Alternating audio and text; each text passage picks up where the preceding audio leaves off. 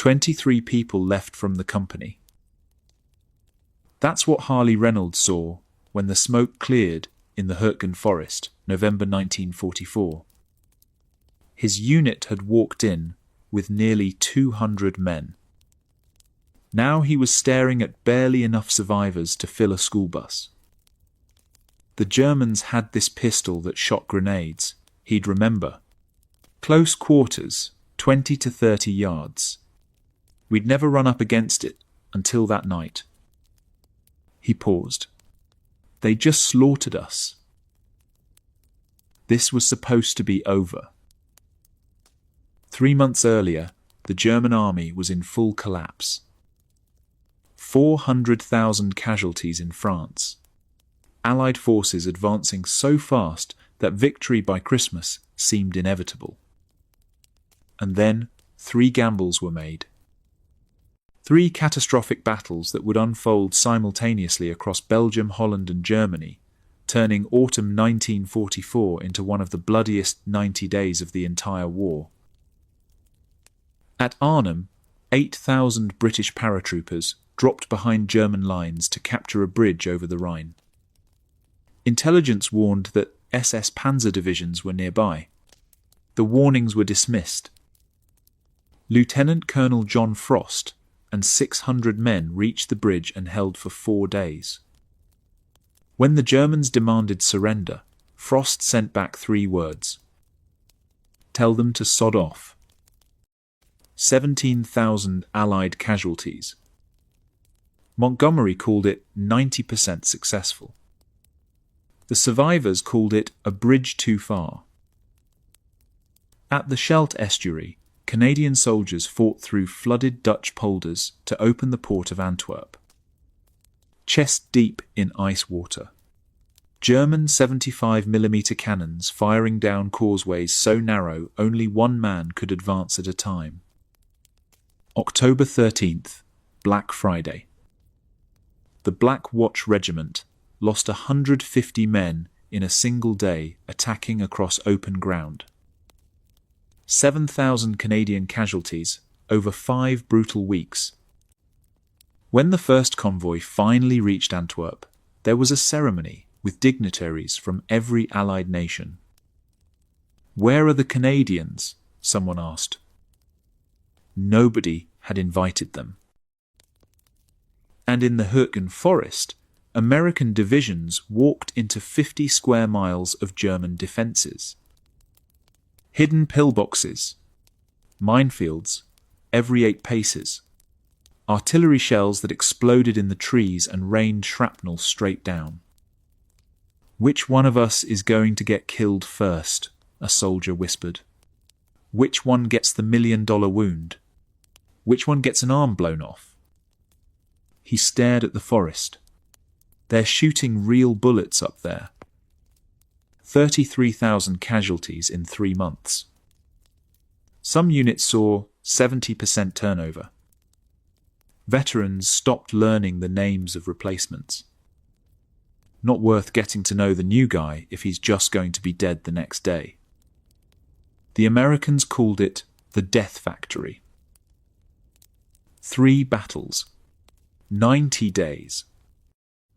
More casualties than D-Day itself. And a question nobody wanted to answer. How did the Allies, on the brink of total victory, stumble into 3 simultaneous disasters? The answer begins with a crisis nobody saw coming. August 1944. The Allies were winning so fast they couldn't keep up with themselves. And that victory was about to become their biggest vulnerability. This is History Radio. Market Garden Disaster and the Death Factory. Military History Stories. Act 1. The Gamble, August 1944. The German army was in full retreat across France, leaving behind a trail of destruction and defeat. Since the D-Day landings in June, Hitler's forces had suffered catastrophic losses. 400,000 men killed, wounded, or captured. Thousands of tanks, vehicles, and heavy weapons had been destroyed or abandoned in the headlong rush to escape the Allied advance. The Western Allies seemed unstoppable. British, American, and Canadian forces were racing eastward, liberating French towns and cities at a pace that exceeded even the most optimistic predictions. Paris had been freed. The Belgian border was in sight. Germany itself lay just beyond the horizon, and victory seemed tantalizingly close. Then, suddenly, the advance ground to a halt. The problem wasn't German resistance. The Wehrmacht was still desperately trying to regroup and rebuild after the Normandy catastrophe. The problem was something Allied planners had underestimated: logistics. By September 1944, the Allies were suffering a severe supply shortage that threatened to derail their entire campaign. Every gallon of fuel, every artillery shell, every round of ammunition for the 5 Allied armies now advancing toward Germany still had to be transported from the Normandy beaches, over 300 miles to the rear. The ports that should have been supplying the frontline armies were either still in German hands or had been comprehensively sabotaged before their liberation. Cherbourg, captured in June, had been so thoroughly destroyed by German engineers that it would take months to make it operational again. Modern warfare needs lots of petrol, one soldier would later recall. Tanks gobble up petrol more than our cars do. The scale of the supply challenge was staggering. 5 Allied armies, more than 2.5 million men, were in the field, all dependent on a single supply line stretching back to Normandy.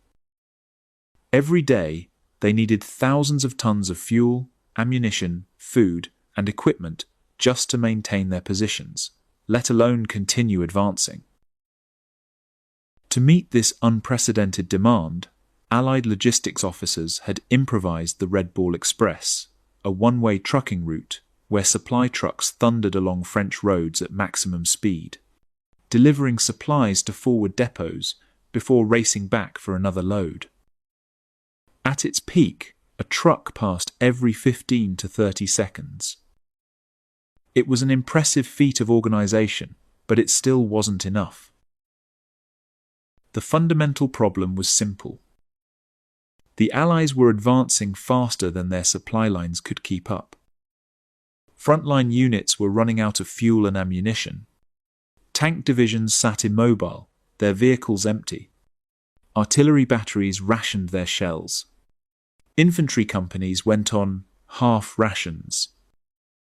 The momentum that had carried the Allies across France was bleeding away. The advance toward Germany, toward final victory, was grinding to a halt, not because of German military strength, but because of Allied logistical weakness. Every commander knew that without more supplies, particularly fuel, the war could not continue at its current pace. Something had to change. The Allies desperately needed a port closer to the front lines, a port that could handle the massive flow of supplies needed to sustain their armies and resume the offensive. Without it, the soldiers who had fought their way from Normandy to the German border would be forced to wait, while the Germans used the precious time to rebuild their shattered defences. As September began, the question facing Allied commanders was not whether they had the military power to defeat Germany, and that was no longer in doubt. The question was whether they could solve their supply crisis quickly enough to maintain their advantage, or whether they would be forced to watch helplessly as their opportunity slipped away. The answer to that question would shape 3 of the most costly and controversial battles of the entire Western Front. A daring airborne operation that would end in disaster. A brutal campaign through flooded Dutch polders that would be largely forgotten by history, and a nightmarish struggle through a German forest that soldiers would come to call the Death Factory. The race against logistics had begun, and for thousands of Allied soldiers, it would end in blood. One man believed he had the solution.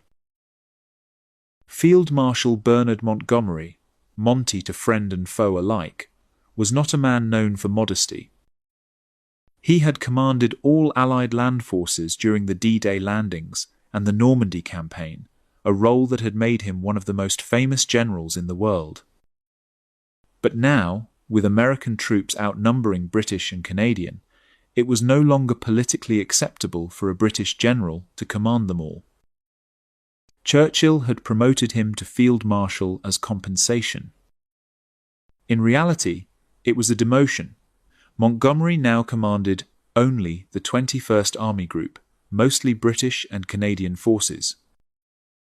And Monty hated it. He looked at the map and saw what he believed was a golden opportunity.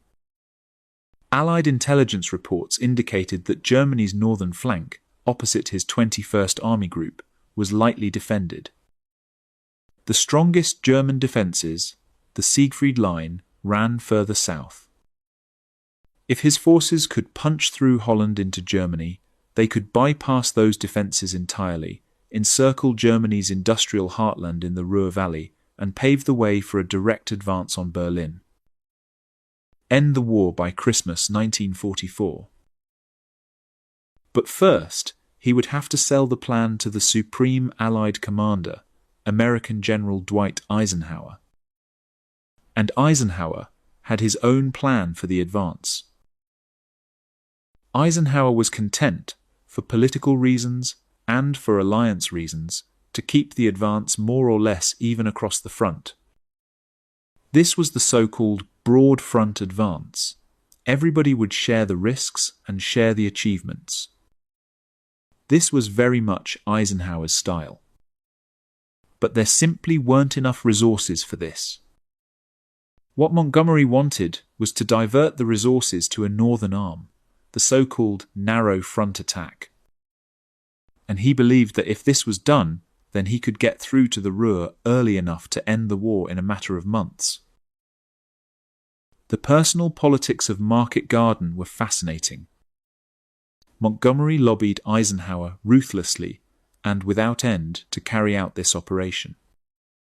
Montgomery knew that any resources given to him would be taken away from the Americans, like Patton further south. And he lobbied Eisenhower until Eisenhower finally gave in. Montgomery got his supplies. He also got use of the 1st Allied Airborne Army, an elite force of 40,000 British, American, and Polish soldiers, ready to be dropped behind enemy lines by parachute and glider. Montgomery made these troops the cornerstone of a bold, ambitious plan that required clockwork precision. He called it Operation Market Garden. The plan was audacious. British 30th Corps was to advance 64 miles along a single road from the Belgian border to the Dutch town of Arnhem. But their route crossed several rivers and canals, including 2 major branches of the Lower Rhine. So, 3 Allied airborne divisions would drop ahead of the ground forces to seize key bridges along the route, including 2 major bridges over the Lower Rhine at Nijmegen and Arnhem, before the Germans could destroy them or organize their defense. The bridges were well defended by anti-aircraft guns to ward off Allied bombers. So the airborne troops were to land several miles from their targets and complete their approach on foot. The airborne assault was codenamed Market. The ground attack, Garden. The spearhead of Lieutenant General Horrocks' 30th Corps was the Guards Armoured Division, with 268 tanks, mostly Shermans. They'd be supported by the 43rd Wessex and 50th Northumbrian Infantry Divisions, tanks of the 8th Armoured Brigade, and Royal Engineer bridging units. The airborne troops were under the command of Lieutenant General Browning's British 1st Airborne Corps, made up of British 1st Airborne Division, Polish Parachute Brigade, and 2 U.S. divisions attached for the operation, the 82nd and 101st Airborne.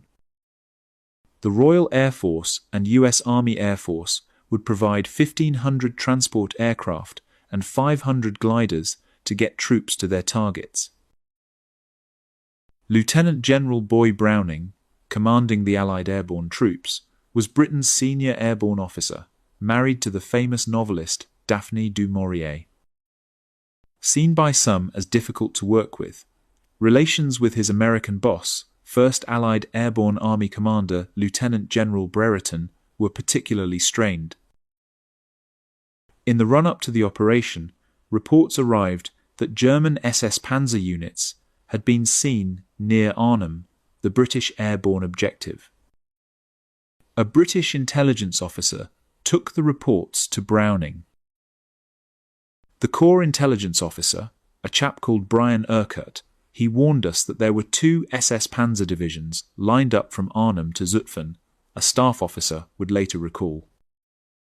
And that he had warned General Browning about this, and he said that Browning's plan for the operation would fail unless he altered them to take account of these 2 divisions. And Browning had told him that he was not to tell any of us about it, and that he did not believe that the tanks really were operable because they'd just been fighting in Normandy. If there were German panzer units near Arnhem, the entire operation would probably be called off, and Browning, and many others in the elite airborne corps, were determined to press ahead. They had been training for months. They were ready. This was their moment. As one officer would later observe, with a touch of dark irony, "I think we may be going a bridge too far." September 1944. As Operation Market Garden took shape, the stage was set for one of the most dramatic confrontations of the war. On one side, the combined might of British, American, and Polish airborne forces, backed by the grinding power of British armoured divisions.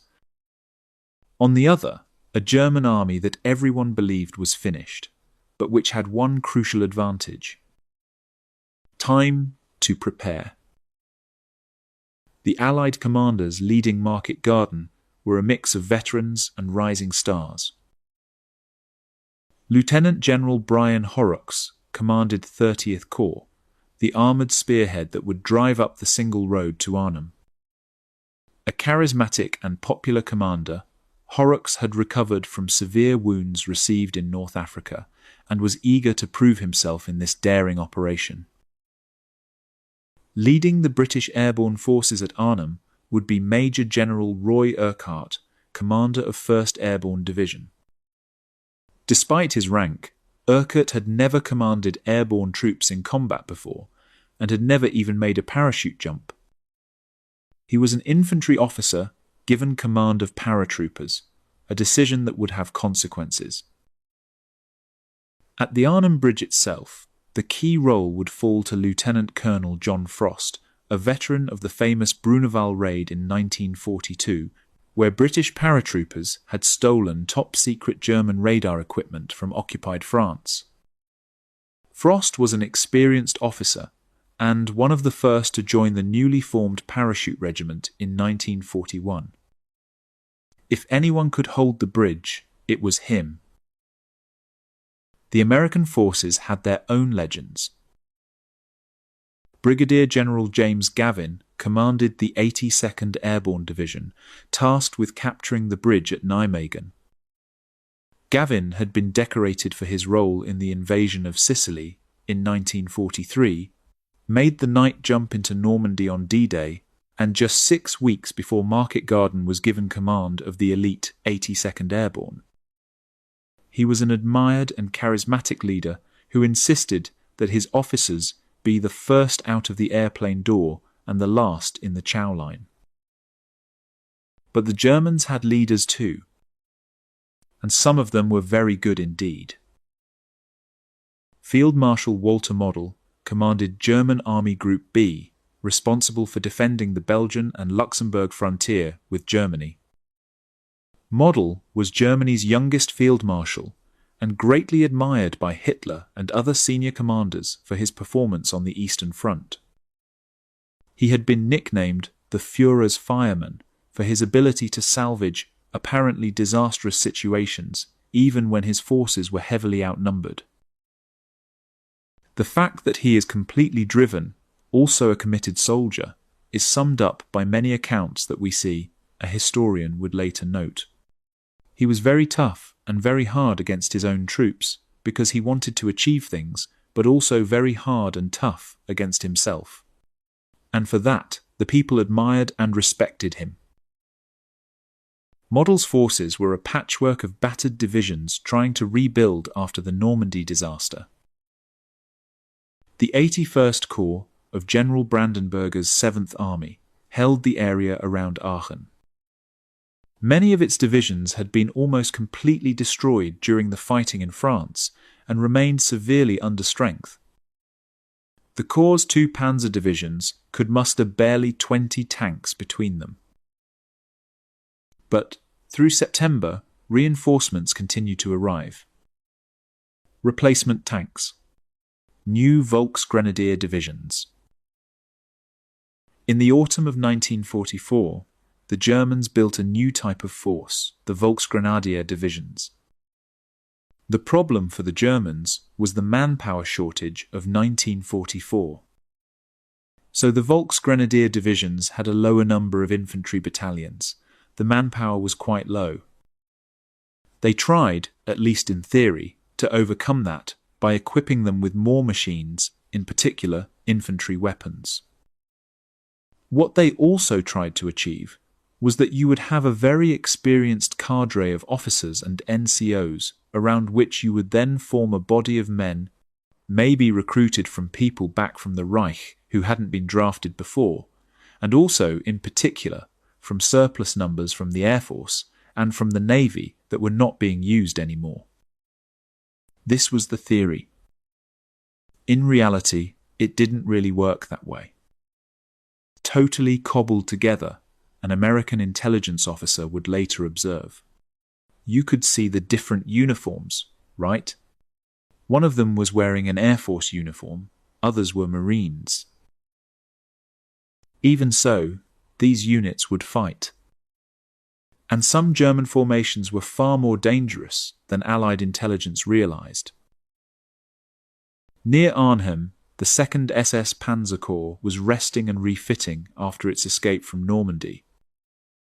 It had been so badly destroyed in the Battle of Normandy and the subsequent retreat that its 2 divisions, 9th and 10th SS Panzer, were really only as strong as what the Germans called a Kampfgruppe, or battle group, something about the size of a weak division with not too many tanks.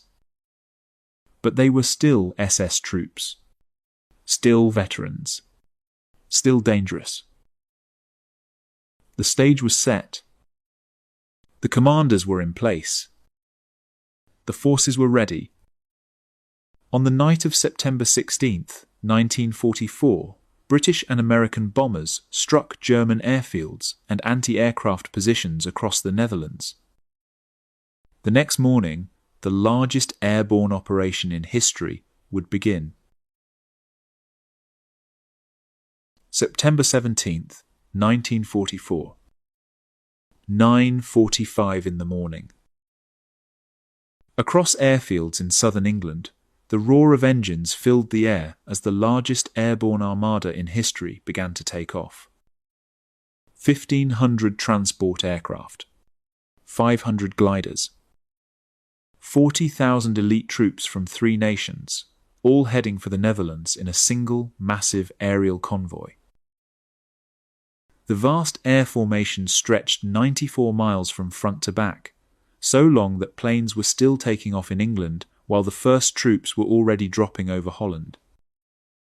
You could actually step over from one plane to another all the way across the Channel to Holland from England, one soldier would later marvel. That's how vast it was. Johnny Peters was in one of the leading British gliders, with clear views ahead. Right when we went over the North Sea, we could see the air-sea rescue boats in there, he'd remember. there were channel men, so it was very reassuring to see these air-sea rescue boats in case we ditched in the sea. It was a beautiful flight, blazing sun, a huge convoy about 3 miles wide, all full of planes. Extraordinary sight, wonderful sight. One of the largest gliders taking part in Market Garden was the Airspeed Horser, a British design, built mostly of spruce and plywood, its prefabricated sections often put together by furniture makers. The Horser carried 2 pilots and 25 troops, or loads, such as a jeep or a small anti-tank gun. Allied gliders were towed toward the landing zone by transport aircraft or bombers, then released to glide silently down toward their target. Although they weren't guaranteed a smooth landing, gliders did an excellent job of dropping a unit onto its target without scattering them, as often happened in parachute drops.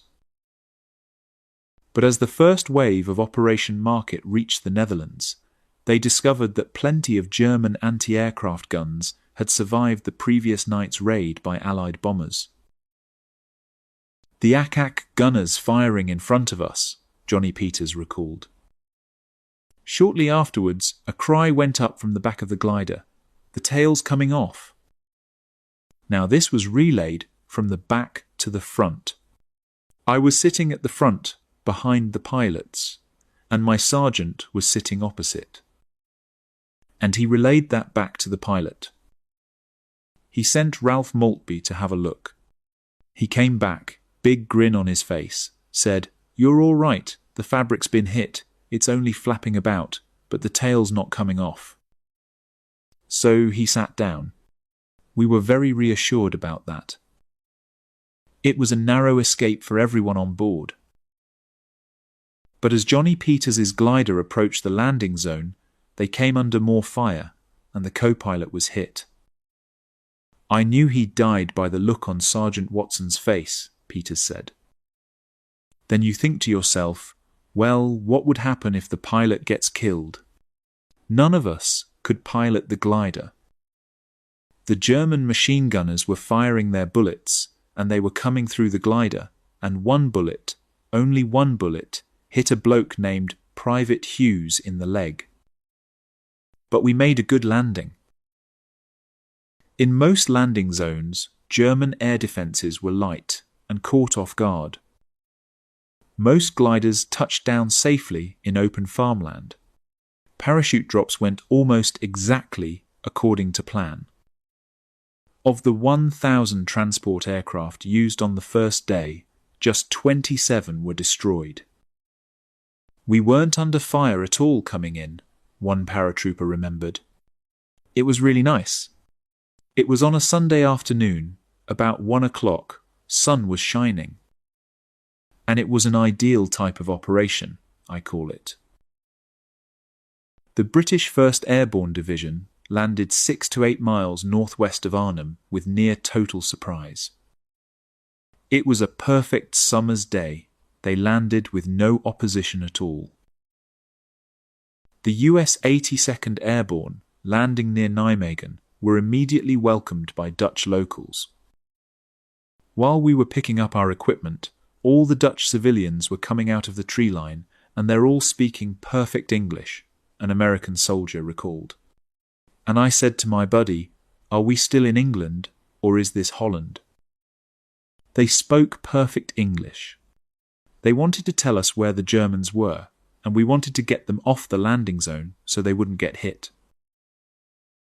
Meanwhile, the US 101st Airborne landed further south near Eindhoven. Second Lieutenant Frank Gregg received a less friendly reception. "I landed right on the drop zone, and it was filled with big Holstein cows, milk cows," he'd remember. And they panicked, of course, when all these parachutes started coming down. And I'm thinking, oh man, I'd hate to have to write home from the hospital to say that I was severely wounded by a big Holstein cow, or something like that, or even killed by one, because they were really running around in the pasture. The US airborne troops quickly took control of the road between Eindhoven and Nijmegen. The Netherlands had been under Nazi occupation for 4 years, and the arrival of the Allied forces came as a huge delight for its citizens, especially for members of one of the best organized resistance groups in Europe. "I got all my troops to the bridge," an American officer recalled, "and about the time I got my foot on one end of the bridge, a Dutchman and a very pretty girl stepped on the other end. They were in black leather coats like the Germans wore, and both carrying submachine guns slung over their shoulders. And I said, 'I'm not sure these people are friendly.' So anyway, the girl came bursting over toward me and said, 'We are from the Dutch underground, and we are here to help you in any way you need help.' I thanked her, and so forth. She gave me a briefing that there were no enemy in town. It was clear of Germans. The airborne part of the operation had started well. Most troops had landed on, or close to, their intended drop zone. Now they needed to secure the vital bridges along 30th Corps' route to the Rhine. But the Allies didn't have it all their own way. A dash to the Arnhem Bridge by British paratroopers in jeeps hit a German roadblock. Most were killed or captured. The paras would have to reach the bridge on foot, but it would be a hard slog. They dropped us 7 miles from the bridge, and we were all carrying about 80 pounds worth of equipment and weapons, one soldier complained. "You can't run all the way. Merely walking will take about 4 hours. Problems were developing elsewhere too. North of Eindhoven, German engineers and Luftwaffe trainees blew up bridges over the Wilhelmina Canal before US paratroopers could reach them.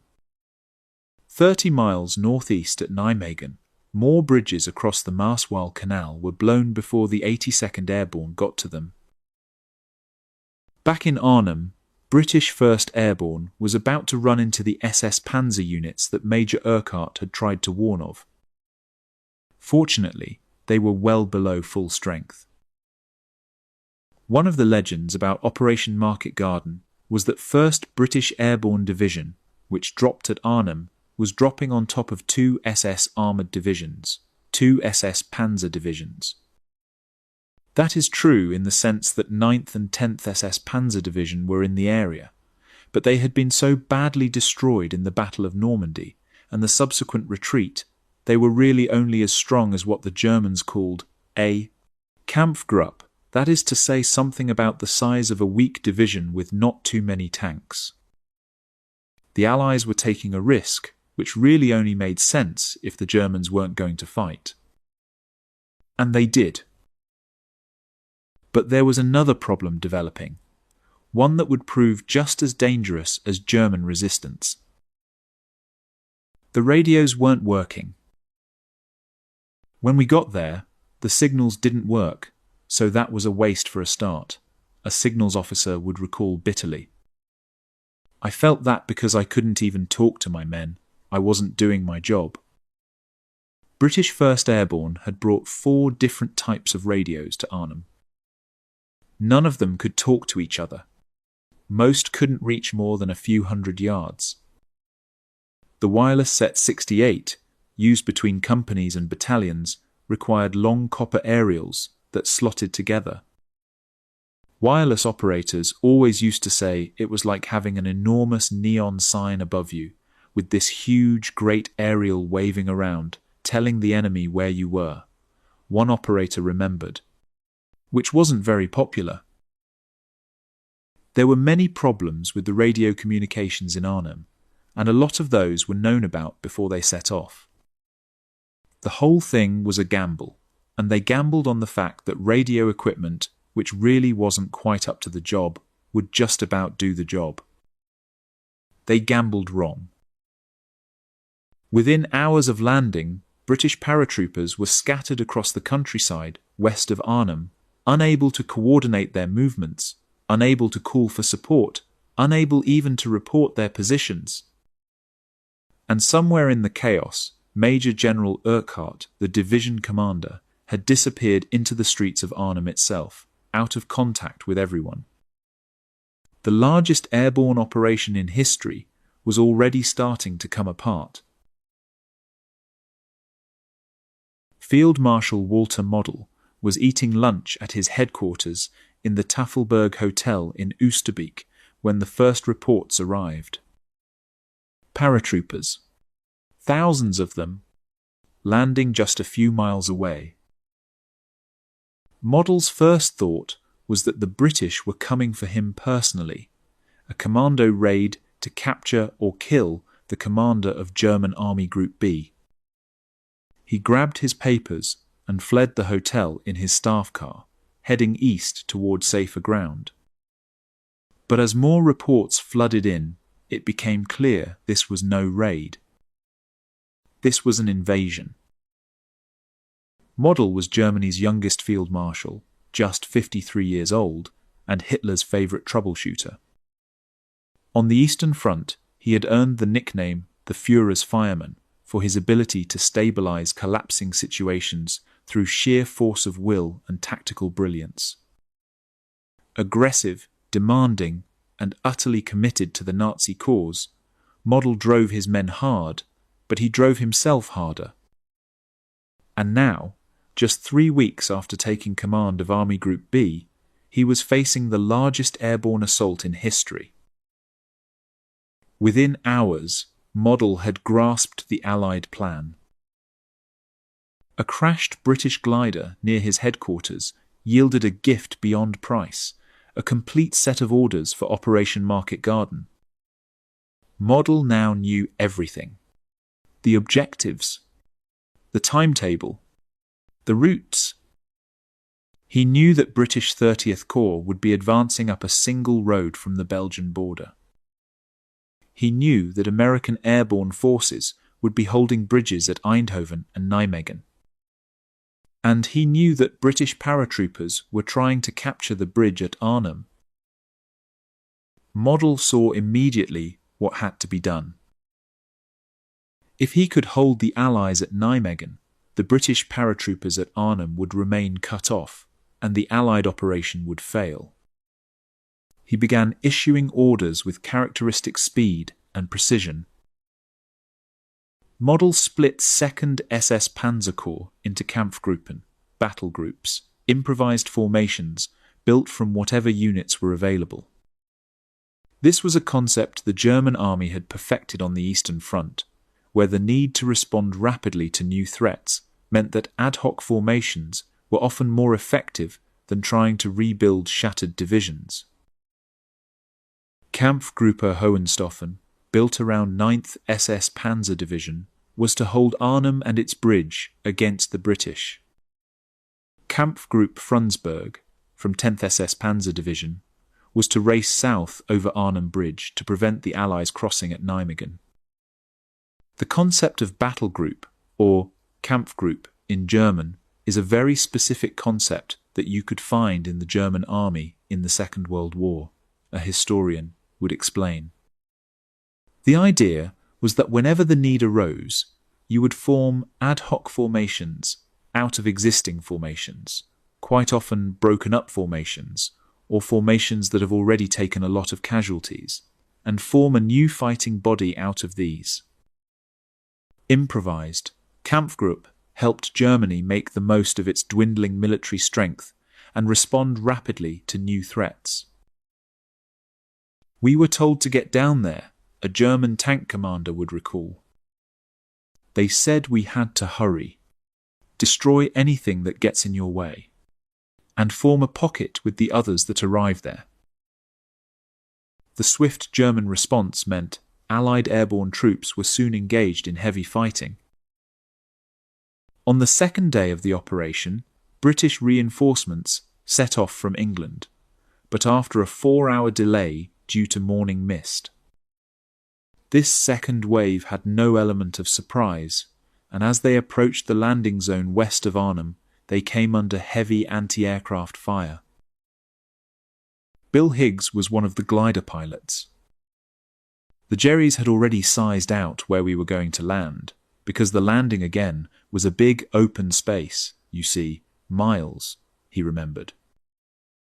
And of course, the Germans soon surrounded it with their guns, and they were knocking them out in the air. And as I was flying over, you could see a puff there, and a puff there, and a puff there. I don't want to say it was like clay pigeon shooting.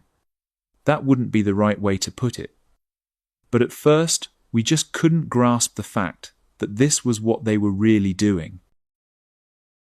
Not only were the British under fire on the way in, but on the ground they found the Germans already attacking the landing zones themselves.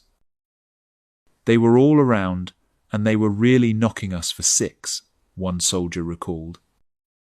But I got down by these trees, and I thought I can get in by the trees, so if I can get to the trees I haven't got far to run, you see. The surviving reinforcements gradually assembled, ready to move out. But Model's rapid response had transformed the situation. What was supposed to be a swift, surprise assault had become a desperate fight for survival. At 2:35 in the afternoon, on September 17th, the Allied ground attack began. Tanks of British 30th Corps crossed the Dutch-Belgian border on the road to Arnhem, working to a strict timetable. They needed to reach Eindhoven by the end of the day, a distance of 13 miles. Within 10 minutes, they were hit by a German ambush and lost several tanks. We were being fired on from the flanks as we pushed up the road, a tank commander recalled. I don't know if you know Holland, but it was then just a series of country roads. There was nowhere to go. The tank couldn't go off the road. He'd sink, because Holland was built on water.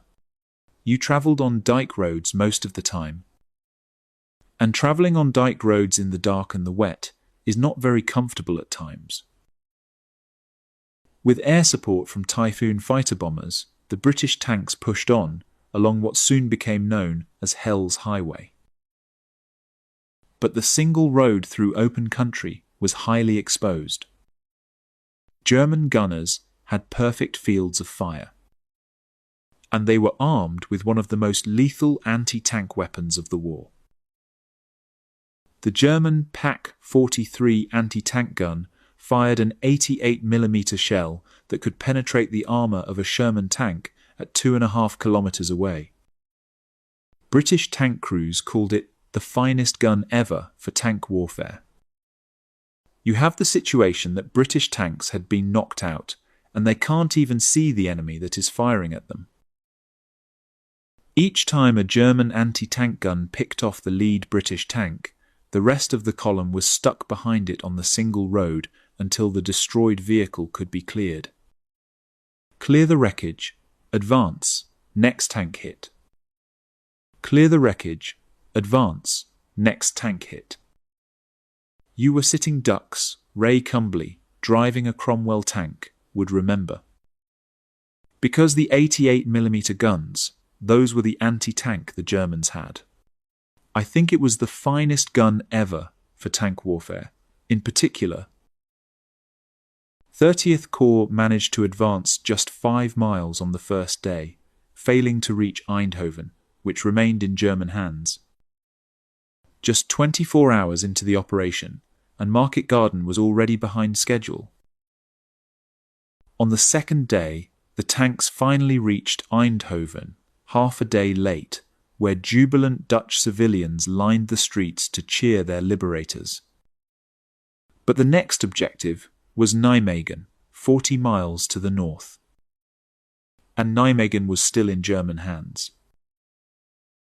The American 82nd Airborne had landed successfully near the city, but hadn't been able to capture the crucial bridge over the Waal River. Now, British tanks and American paratroopers would have to fight for it together. When we got to Nijmegen, the Grenadier Guards in Shermans were in the lead, a British soldier recalled, but when they got there, the American paratroopers had not captured the bridge, which meant they had to fight for the bridge. An attack on the bridge would mean more crucial hours lost, but there was no other option. On day 3, a combined assault by British tanks, infantry, and US paratroopers attempted to seize Nijmegen and its bridge. They ran into fierce German resistance. The attack failed. Model's plan was working. Kampfgruppe Frundsberg had raced south from Arnhem and now held Nijmegen against the Allied assault. Every hour the Allies were delayed at Nijmegen was another hour that British paratroopers at Arnhem were cut off and alone. Back at Arnhem, Lieutenant General Urquhart had finally managed to rejoin his division after spending 36 hours trapped in a Dutch house surrounded by German troops. But breaking through to John Frost's men at the north end of the bridge looked increasingly unlikely. The rest of the division was now surrounded in the western suburb of Oosterbeek, struggling to hold its own position. Colonel Frost's force, just a few hundred strong, clung on desperately at the bridge as German attacks intensified. 30 hours behind schedule. Nijmegen still in German hands. Arnhem cut off. Operation Market Garden's all-important timetable was in tatters. Ray Cumbley was driving one of the Welsh Guards' Cromwell tanks, frustrated by their slow advance. As we crossed, it was almost dusk, and we knocked 2 German tanks out, he recalled, but then we were at a standstill overnight before we advanced the next day. And, of course, when we advance ever, we couldn't do it, and of course the airborne were being closed in by the SS. There was no chance for them, and we were determined. We thought we could get there, but we couldn't. Allied airborne units were now in heavy fighting for a series of bridges that 30th Corps would need for their advance through the Netherlands into Germany itself. The 101st Airborne Division had successfully captured the crossings at Eindhoven. The 82nd, tasked with capturing the bridges at Nijmegen, were just south of their objective at Grave. But at Arnhem, British 1st Airborne was in trouble.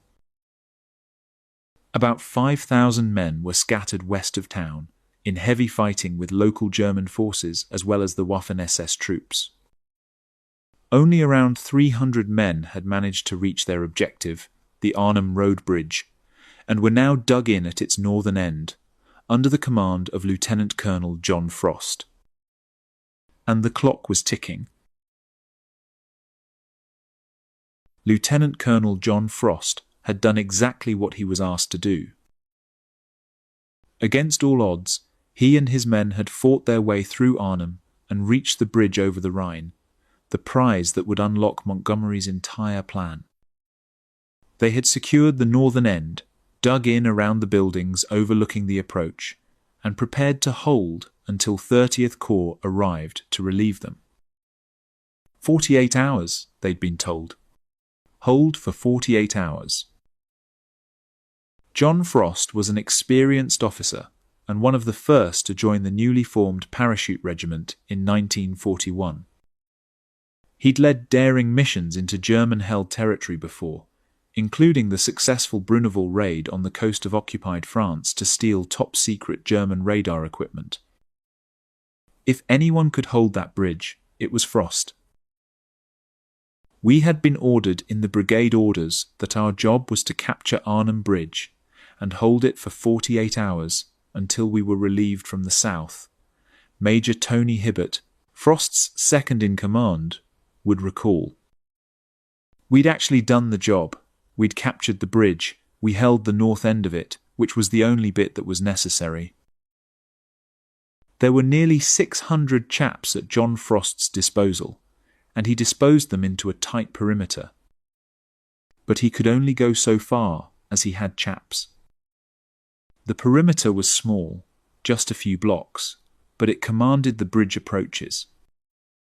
Anyone trying to cross would be walking into a killing zone. As night fell on September 17th, Frost radioed divisional headquarters that they had secured the northern end of the bridge. He was ordered to hold his position until 30th Corps reached him. Around 9 in the evening, Frost was reinforced by a group led by Major Tony Hibbert. Now they waited. Then the paratroopers heard the sound of vehicles approaching from the south. It must be 30th Corps, come to relieve them. We thought that the tanks were in fact our own tanks coming from the south, the ones that were actually going to relieve us, a paratrooper recalled. And we were quite extraordinary. We had about 160 people on the bridge, and they all took off their helmets and put their berets on and came out to cheer them forward. The men were jubilant. Mission accomplished. The tanks had arrived. And, of course, it wasn't until they came up to the top of the bridge that we saw that they'd got the wrong insignia on. SS Reconnaissance Unit. Not British tanks. German. The column tried to rush the bridge, confident they could overwhelm the British position. They were wrong. And you could see the fear on their face, what they were running into, the paratrooper continued. We had 3rd Para under there, and they opened up, and they killed all those people that charged over the bridge. The German column was wiped out in a barrage of fire from small arms, anti-tank guns, and the British Army's unique anti-tank weapon, the P8. The Projector Infantry Anti-Tank, or PAT, was an unusual-looking weapon, very cumbersome, very heavy, about 15 kilograms in weight. It was really important that you got very, very close to the target. Ideally, if you're trying to knock out a tank, you want to be to the side of it, on its flank, or even better, behind it. You'd pull the trigger, the spring would shoot forward, hit the detonator at the back of the bomb, and the bomb would fly forward. The detonator would then recock the spring, ready for the next round to be put in it. One of the problems with it was that the tail end of the bomb was hollow, so it acted like a rifle barrel. So, as it exploded, it would then fire the remains of the detonator straight back towards the PAT operator. So you'd have to duck out of the way as soon as you'd fired. They were incredibly effective. There were more tanks knocked out with PATs than there were by rocket-firing Typhoons and Tempests. Frost's men had won the first round, but it was clear now that they wouldn't be relieved in 48 hours. And the Germans were coming in force. On day 2, the situation deteriorated rapidly. We were doing very well for the first 3 or 4 hours, Tony Hibbert recalled, and then, of course, the Germans put their artillery units on the other side of the river. And, from that moment onwards, we were under a continual artillery attack. And on the next day, they started to bring up their tanks. As the battle at the bridge became increasingly one-sided, the Germans sent a captured British engineer back to Frost's men with a message. Surrender. This engineer has come back over the bridge, waving a big piece of white, a soldier remembered. Waving it away. And he said, "Oh, the Germans want to surrender, sir." Frost looked at him. So he said, "Well, tell them to do it properly. I want 2 officers with a white sheet to come over, and with no arms." The engineer hesitated. "No, sir, I didn't mean it that way. I meant they want you to surrender." Frost's response became legendary. "Tell them to sod off." The engineer looked uncertain. "Do you want me to go back?" "Do you want to go back?" "No, I don't." For all Frost's determination to fight on at Arnhem, his fate and the fate of his men rested with Allied forces 10 miles to the south at Nijmegen, where the bridge remained in German hands. Day 3. Day 4. Still no relief. The perimeter was shrinking under constant attack. Buildings were burning. Ammunition was running low. The wounded were piling up in basements and cellars. "You know, you was in for a fight, no two ways about it," a medic recalled. And the Germans knew that they were reinforcing quicker than what we were. Our medics were filling up. Now and again the general would say, "Bloisey, go and see what the check is, you know," and you'd go in. Sometimes you'd shout to them and they'd give you by signs, numbers, and sometimes you went in there and these chaps would be laying all round the wall. You couldn't get any more in there. Tony Hibbert had set up 8 large wireless sets at his headquarters near the bridge. But the problem was that they had been set up really for work in the open, and from the moment they reached Arnhem, they were out of touch. "I felt that because I couldn't even talk to my men, I wasn't doing my job," the signals officer lamented. No contact with division headquarters, just 3.5 miles away. No contact with Corps headquarters near Nijmegen. No contact with the tanks that were supposed to be fighting their way north. Frost and his men were alone. September 20th. Day 4. After holding the bridge for 4 days and 5 nights, Frost's men learned that there was no hope of them being relieved as planned. They had over 300 wounded in the hospital, and the building was on fire, and the flames were out of control. They requested a ceasefire to help with their enormous number of casualties.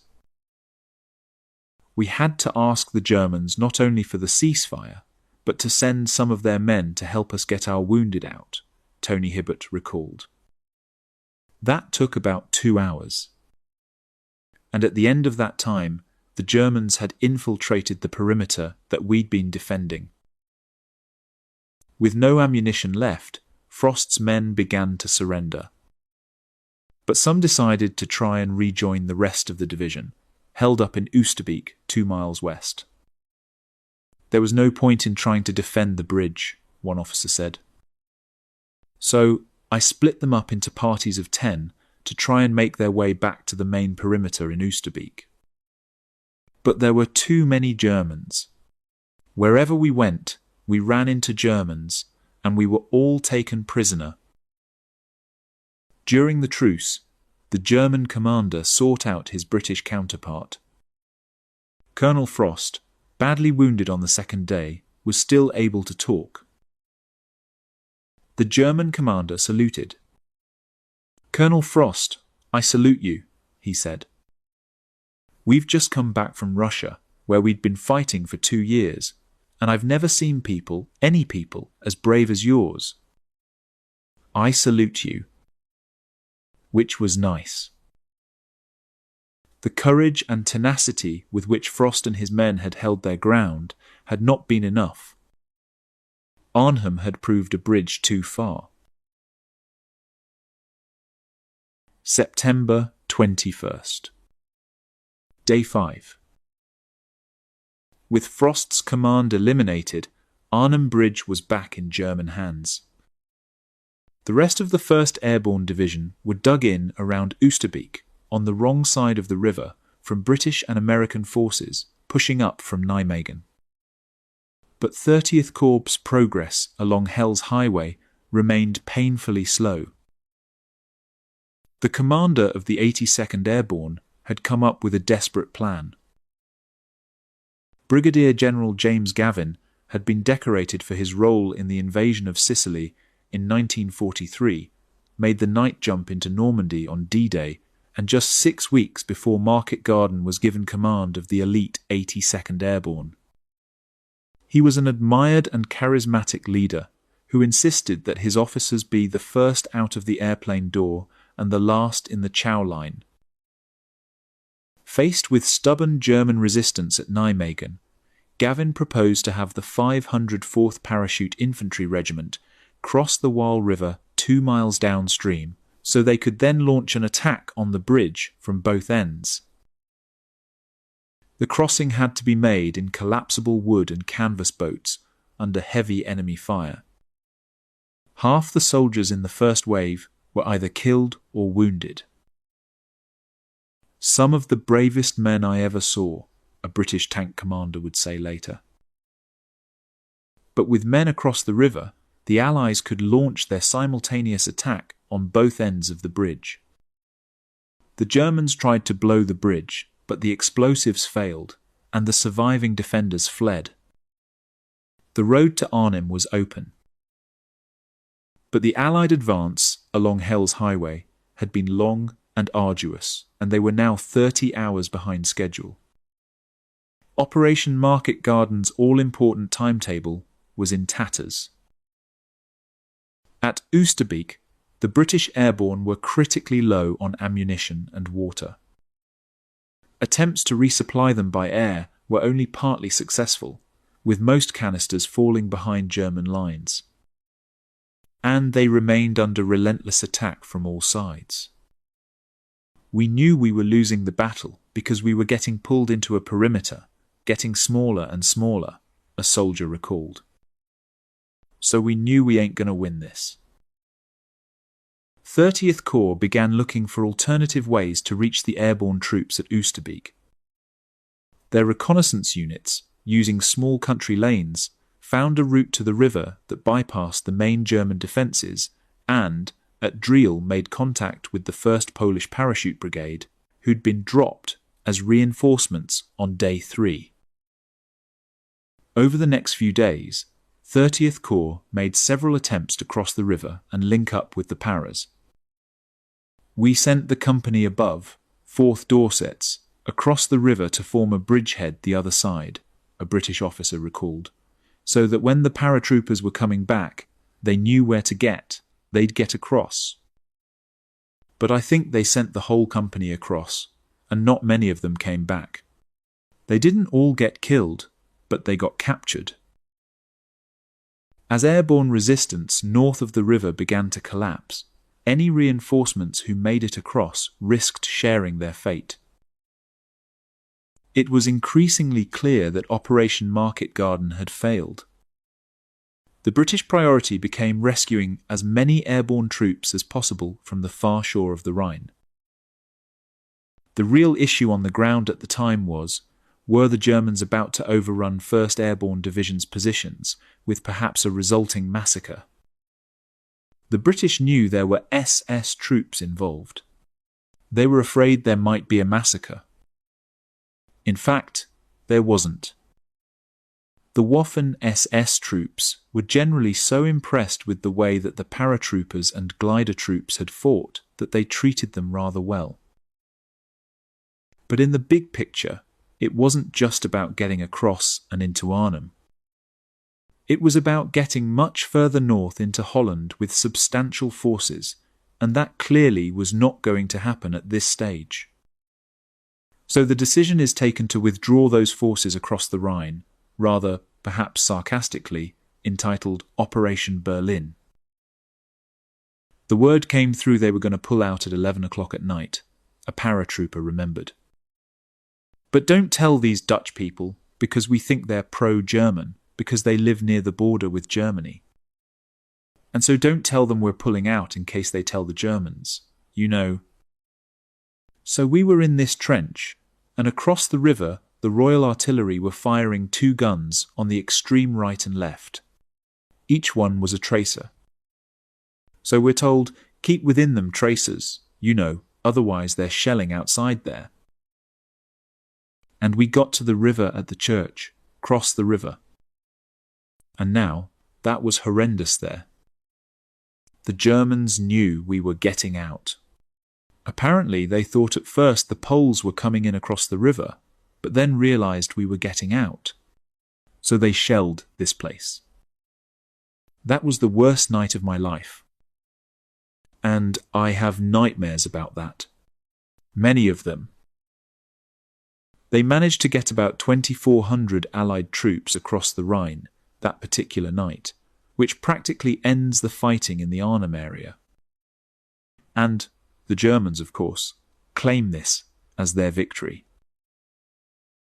The Battle of Arnhem ended amid death and chaos and a humiliating British retreat. The recriminations began almost immediately. "I felt ashamed that being English, that we was losing the battle through incompetence," one soldier said bitterly. "The British performed poorly because they didn't listen," an American officer observed. "They were good soldiers. Oh hell, they were brave. But the command, they were crazy. Dropping those people over there, knowing that German armour was over there. The Dutch people told them, and the British insisted that they were wrong." Characteristically, Montgomery refused to accept any blame. Montgomery was an extremely capable commander with a massive ego, who had the habit, particularly after the war, of saying that he could pre-plan all his battles perfectly and the enemy never had any say in it. He just carried out his master plan. He also said he never lost a battle. When asked about Market Garden, it was claimed it was a 90% success. That was very typical of the man. Monty's master plan had not got the Allies across the Rhine and into Germany, as promised, and the war would not be over by Christmas. Instead, Eisenhower's broad front strategy would resume once the Allies had resolved their supply crisis, a crisis that had only been exacerbated by Operation Market Garden. Market Garden drew a substantial amount of supplies away from other areas of the Allied front. Most importantly, the Southern American armies, like Patton's Third Army, were starved of fuel and had to slow their advance as a result.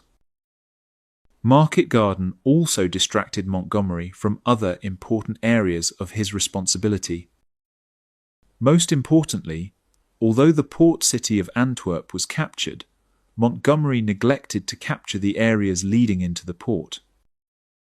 The Germans controlled the estuary between Antwerp and the sea, and that meant that the Allies couldn't start using the Antwerp port for much longer time than they should have.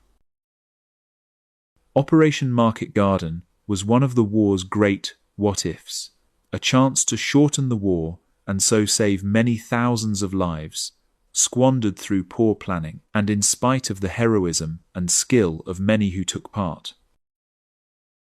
"We jumped September 17th, and we were relieved by the Canadians on the 11th of November, an American paratrooper recalled. "We just sat there facing Germany, just sat there, because it was as you British say, it was a cock-up. It was a cock-up. It was a mess, really." September 4th, 1944. While the Allied High Command was planning Operation Market Garden, another event was unfolding that would prove far more important to the final outcome of the war. British 11th Armoured Division had just captured the Belgian port of Antwerp and, crucially, with the help of the Belgian resistance, captured it intact before the Germans could sabotage it. At first glance, it seemed as if all the Allied supply issues would soon be at an end. "There are miles and miles of docks there," a British officer marvelled. "Antwerp is the biggest harbour, really, in Europe. It was the biggest plum for the British Army.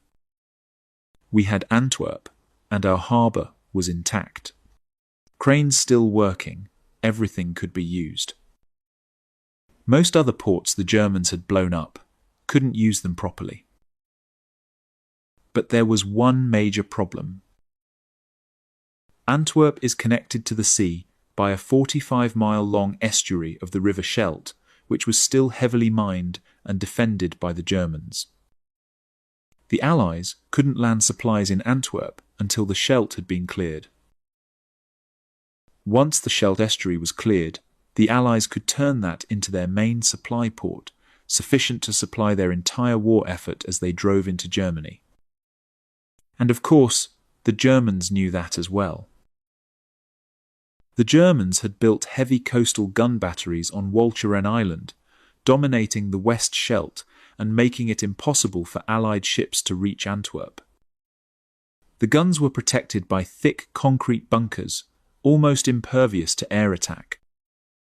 They could only be taken by ground assault across rivers, open mudflats, with approaches covered by artillery, and beaches strewn with barbed wire and minefields. This hugely challenging assignment was given to the 1st Canadian Army, a multinational force made up of 2 Canadian and 2 British infantry divisions, with 1 Canadian and 1 Polish armoured division. The army included Normandy veterans, but their combat experience was being diluted by raw recruits. Some of them hadn't been in the army less than 6 months, one veteran complained. They brought them overseas, onto the trucks, up to the front, and dumped them on us. They didn't know how to load a rifle, prime a grenade, knew nothing about infantry work. In command was Lieutenant General Guy Simons, at 41, the Western Allies' youngest army commander by 7 years. A born soldier who'd won the Sword of Honour at Canada's Royal Military College, an expert in mechanized warfare, his rise had been meteoric. Simon's job was made more difficult by fierce disagreements about Allied strategy. Montgomery believed a single thrust across the Rhine would end the war by Christmas. Such a move would make German defences along the Scheldt irrelevant. So that September, Simon's advance on the Scheldt was put on pause while Montgomery launched Market Garden. But Market Garden ended in disaster. They had Market Garden, bridge too far. That failed, a soldier recalled. So they said, well, we've got to get Antwerp open. The failure not only cost lives and resources. By delaying the Canadian attack, the task had been made significantly harder.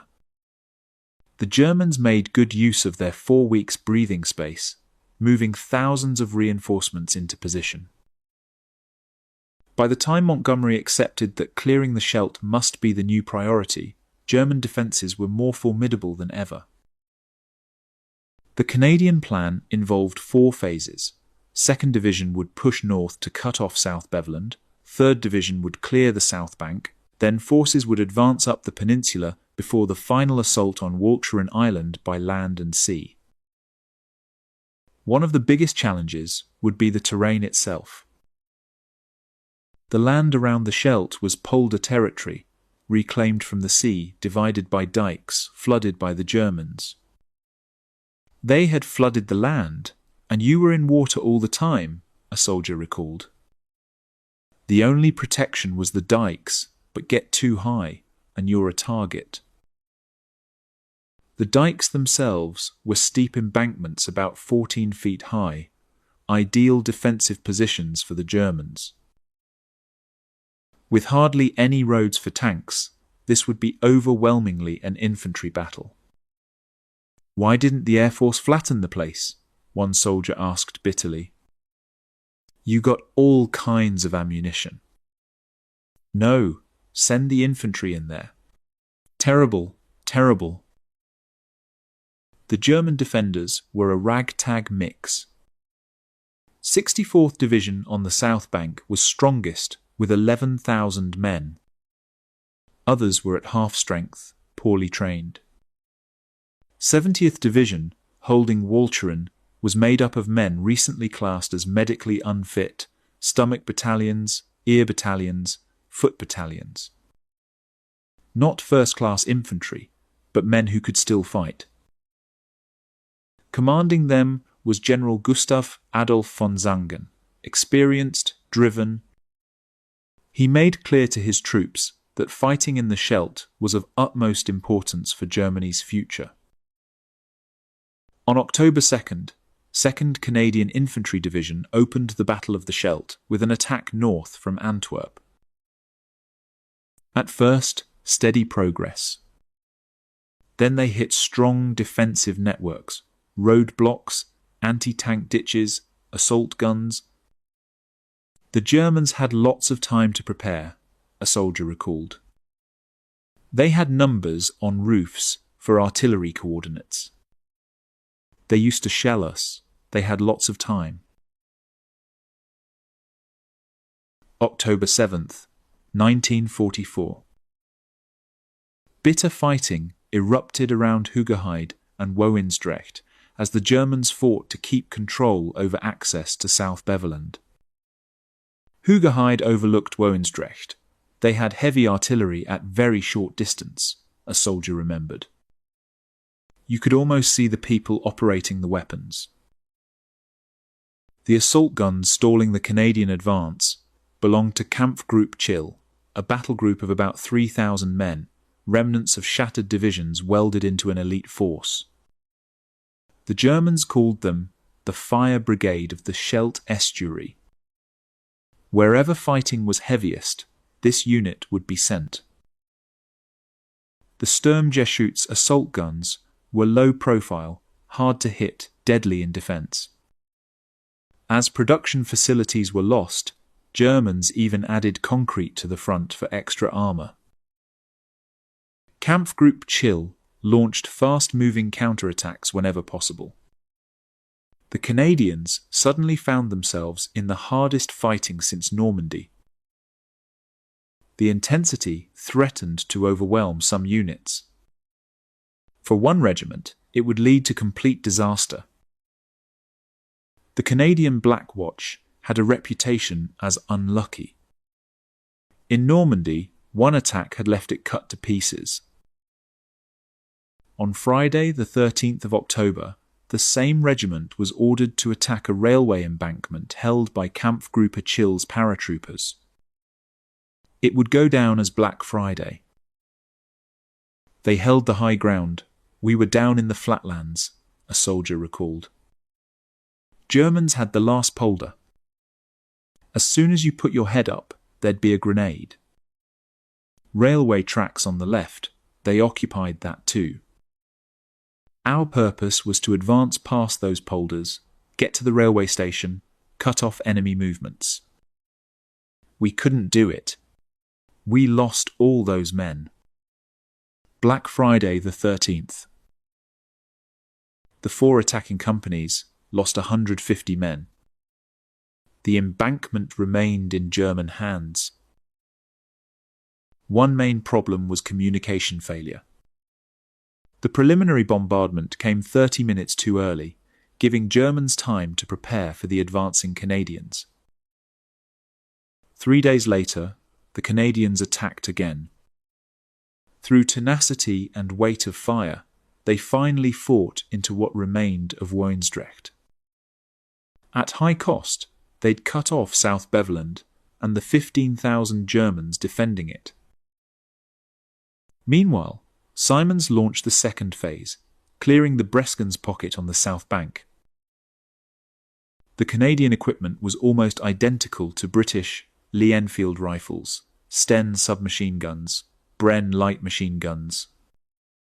The Bren was incredibly accurate, beautifully designed, completely reliable, quite capable of putting 2 bullets through the same hole with a well-trained gunner. But these weapons and tactics suddenly meant nothing in the flooded Scheldt. There was no opportunity for manoeuvre. Troops funneled through drainage ditches, dikes, causeways, advancing on incredibly narrow fronts. And the Germans knew exactly where they'd be coming from. Operation Switchback began October 6th with assault across the Leopold Canal. For some companies, eerie silence. We were under orders not to shoot unless attacked, a soldier recalled. We realized Germans must be under same order. They see us but not shooting. A kind of silence on the canal. A few companies crossed without fire. Others ran into fierce opposition, heavy losses. Allied intelligence had seriously underestimated German strength in the pocket. Slowly, Canadians carved out a bridgehead. Walter Balfour, a machine gunner, spotted a German artillery observer and opened up with his Bren. I rolled down off the dike. They opened up right away, he'd recall. Later my troops saw German stretcher-bearers come out cautiously. They loaded a guy on the stretcher, took him out. That solved the problem. He was creating havoc for us. As the canal attack stalled, Simons launched a daring amphibious flanking attack on Hoofdplaat using Buffalo amphibious vehicles. This vehicle is what is called a Buffalo, developed from a design for the Florida Everglades. It can float and has tracks with scoops that propel through water. It can take men across boggy ground, rivers, dikes, even open sea. The Canadians had almost no training time, forcing a 24-hour postponement. When the attack went ahead, complete success. Infantry landed behind German lines, virtually unopposed. The Germans concentrated every gun on this dangerous bridgehead. Doug Vidler was a mortarman with the Highland Brigade. It was a bad night, he remembered. We'd been up all night. Around 11 o'clock, a shell hit our barn. Shrapnel and dust came down. Bob was laying beside me, under a manger. Word went out. Anybody hit? Blackie said he was hit in the knee. So I shook Bob. Said, Bob, Blackie's hit. Bob rolled over. He had one little piece of shrapnel in his head, hardly bled at all. He was gone. For 3 days, they held the fragile bridgehead. Finally, 4th Canadian Armoured broke through to relieve them. The German position was hopeless, but the commander ordered fight on. Many frontline units had lost 2/3 of their men, most survivors ready to give up. 3rd Division began methodical advance across the pocket, smashing resistance with concentrated artillery and airstrikes. O'Kill Stewart, a D-Day veteran, entered what he thought was a liberated village. Everything was deathly silence, he recalled. Out of the windmill came the burgomeister with 20 townspeople. They hugged me, kissed me. I said, "Did you not get this out of your system when infantry came through yesterday? Oh, you're the first one. Infantry were repulsed. They're back a mile. You're the first one." On November 3rd, the pocket fell with the German divisional commander's surrender. The Canadians were tightening their grip, though at heavy price. Now came the final assault on Walcheren Island. For both sides, autumn on the Dutch coast meant wet, freezing cold. There wasn't a guy whose main objective wasn't to find a warm, dry place, one soldier remembered. We were all half-conscious. It was cold. Ice forming on canal edges. Green grass covered in white frost. Soldiers fought daily battles to stay warm, dry, find hot food. The Scheldt was freezing cold, another recalled. Canadians fighting in greatcoats, balaclavas, leather jerkins, anything to keep warm and keep water out. Canadian rations weren't imaginative. 10 hard biscuits, meat extract, oatmeal blocks, 2 bars, chocolate, boiled sweets.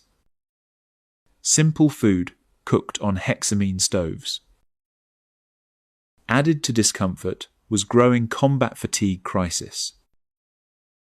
2nd and 3rd Divisions had been in constant combat since Normandy. Because of Canadian law governing overseas service, they weren't getting enough replacements. The army was built from volunteers to fight in Europe.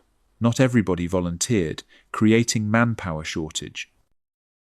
Troops in Europe were worn down with no relief in sight. More soldiers broke down under the strain. In the First World War, shell-shocked, we called it battle fatigue, one explained. Guys got it, a couple weeks into action. Sent to sleep camp, needle, sleep a day or two, rest up, send back up. Theory was 2 trips to sleep camp, you went to Labour Battalion. But so short of men, kept sending them back. It was a damn disgrace. Some deserted. I had a close friend, tip-top soldier, but once mortar shells came, he'd run in circles. I'd have to jump on him, punch him out to keep him quiet. Despite the manpower crisis, 2nd Division got another vital role. Attack west along the narrow peninsula ahead of the final Walcheren assault. They'd faced German 6th Parachute Regiment, as exhausted as the Canadians, but still fighting doggedly. They'd been safe from air attacks thanks to heavy cloud. But when skies cleared, Hawker Typhoons and Supermarine Spitfires swarmed in. John Thompson piloted a rocket-firing Typhoon. To anybody on ground, sounded like express train coming, he remembered. Particularly a salvo. Germans very leery about Typhoons. Didn't like the noise. German prisoners would say the noise is pretty terrifying. Late October, Allies used radio intercepts to pinpoint von Zangen's headquarters, sent 4 squadrons of Typhoons. Killed 74 German officers, left 15th Army HQ in chaos for days. The Canadians launched fresh attack. Learning from Black Friday, German defences were blasted by massive artillery before infantry went in under darkness. We moved in about 2 in the morning, laid in a ditch until 6, told to charge, a soldier recalled. Charge across 1,000 yards of beet fields, flat as pancake, nothing but beets, to take a dike held by Germans. Hardly got across the road, had to retreat, machine gun fire so heavy couldn't move. Worked our way across to the dike. Very few left when we got there. Spent the day throwing grenades back and forth, Germans one side, us the other. Just murder. Wounded, laying in field, hollering, yelling. By day's end, breached first line, took 120 prisoners. But next obstacle was more formidable, South Beveland Canal. The German defence centred around this canal. Big obstacle, very difficult to cross under fire. Germans integrated it into their defensive plan.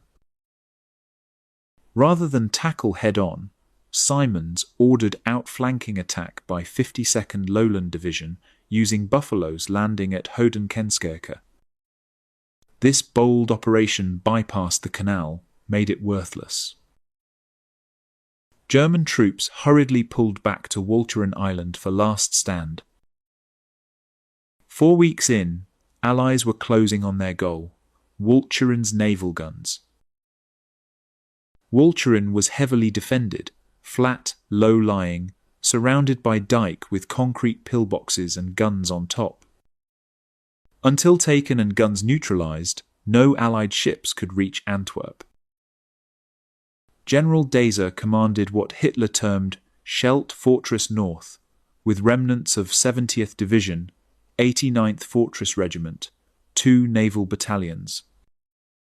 Orders from the Führer, fight to last man. Simons devised another bold amphibious operation. First, RAF would bomb Westkapelle, destroy the outer dike, let sea flood the interior. Then, 2 amphibious assaults by Scottish infantry and Royal Marines at Vlissingen and Westkapelle, while 2nd Division attacked from the east. Montgomery built massive assault force, landing craft, buffalo vehicles, thousands of men. The plan replicated Normandy, massive bombardment, waves of landing craft. Canadians began attack October 31st. Reaching the channel, found it too deep to cross on foot, too muddy for boats. Only option, Walcheren Causeway, single narrow road a mile long. Company after company sent up, pinned down by heavy fire. They lined guys up in rows, sent them across, a soldier recalled bitterly. You couldn't move. Jerry's at far end, machine gun fire, French 75mm cannons shooting like machine guns. Kept sending more guys. We gave covering fire. I smoked 100 cigarettes in 3 hours, just lighting one after another. Just changing barrels on the Bren gun. Between their guys and ours, they finally got a half dozen to the far end. But that was it. With Canadians pinned on the causeway, success would depend on Simons's amphibious landings. The RAF bombing had been a success, blowing giant gaps in the dikes, flooding the island. The way was clear for amphibious vehicles to strike at the heart of German positions. When the attack went in, Buffaloes could go through those gaps, round the rear of dikes, attack from behind. The Buffaloes were perfect, armour-plated on front, 20mm cannon and Browning machine guns, putting suppressing fire on German positions. Royal Marine Jim Kelly was part of the Buffalo assault wave, but things didn't go to plan. They put us into tank landing craft, we got into Buffalos inside, he recalled. We came out the landing craft, and right away it was bogged down in water. Never got any further, had to get out and wade ashore. Just the same old wet landing. Freezing cold day, 1st of November. At Vlissingen, the main port, Germans were caught off guard. British troops landed almost unscathed. But resistance intensified inland. They were soon in fierce street fighting that would last days. Meanwhile, off West Capelle, landing craft took on the heavy German shore batteries with rockets and cannon. They were taking on the batteries, bit of a one-sided fight, lost quite a few, Jim Kelly remembered. But at least they did the job, took fire away from us, so we could get in and get on top of the batteries. Under this barrage, the Marines got ashore with light casualties. On beaches and dikes, they faced sporadic resistance.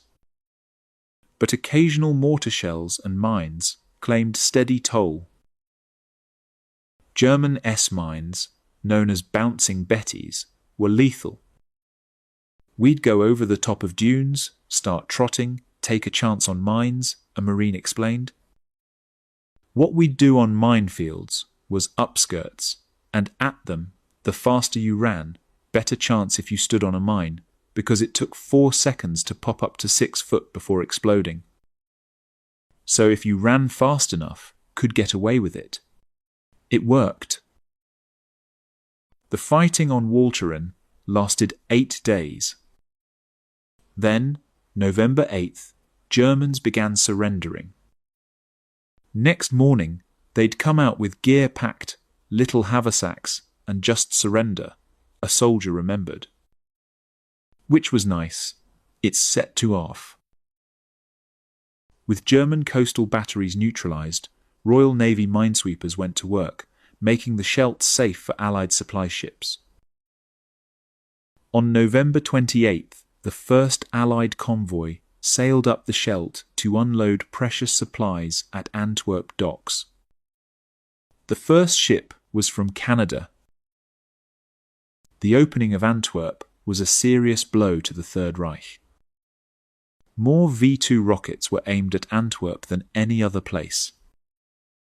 Antwerp was also the objective of Hitler's final offensive, the Ardennes, to retake it, cut off supplies, undermine Allied war effort.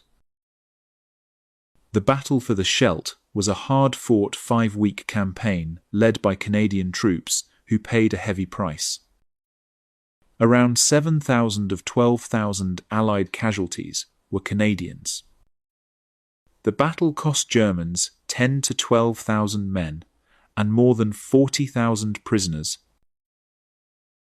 Victory transformed the situation for the Western Allies, ensuring their forces would have fuel and ammunition for the final push into Germany. But it was a victory for which many Canadians believed their country never received proper recognition. The first ship up the Scheldt was a Canadian destroyer, lot of dignitaries from different regiments, one veteran recalled bitterly. Somebody said, "Where are the Canadians?"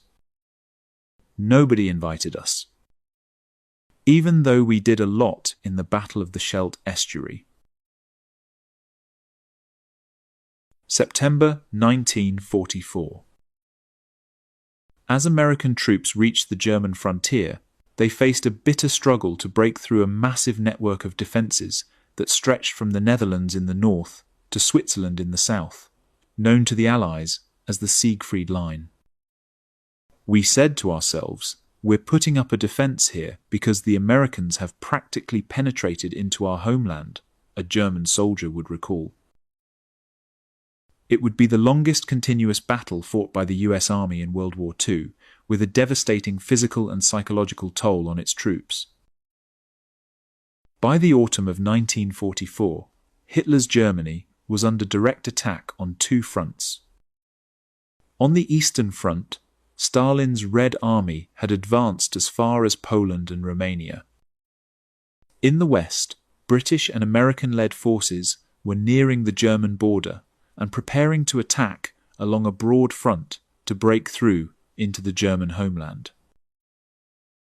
In the Allies' path lay the Siegfried Line, known to Germans as the West Wall, a belt of fortifications stretching nearly 400 miles from the Netherlands to the Swiss border.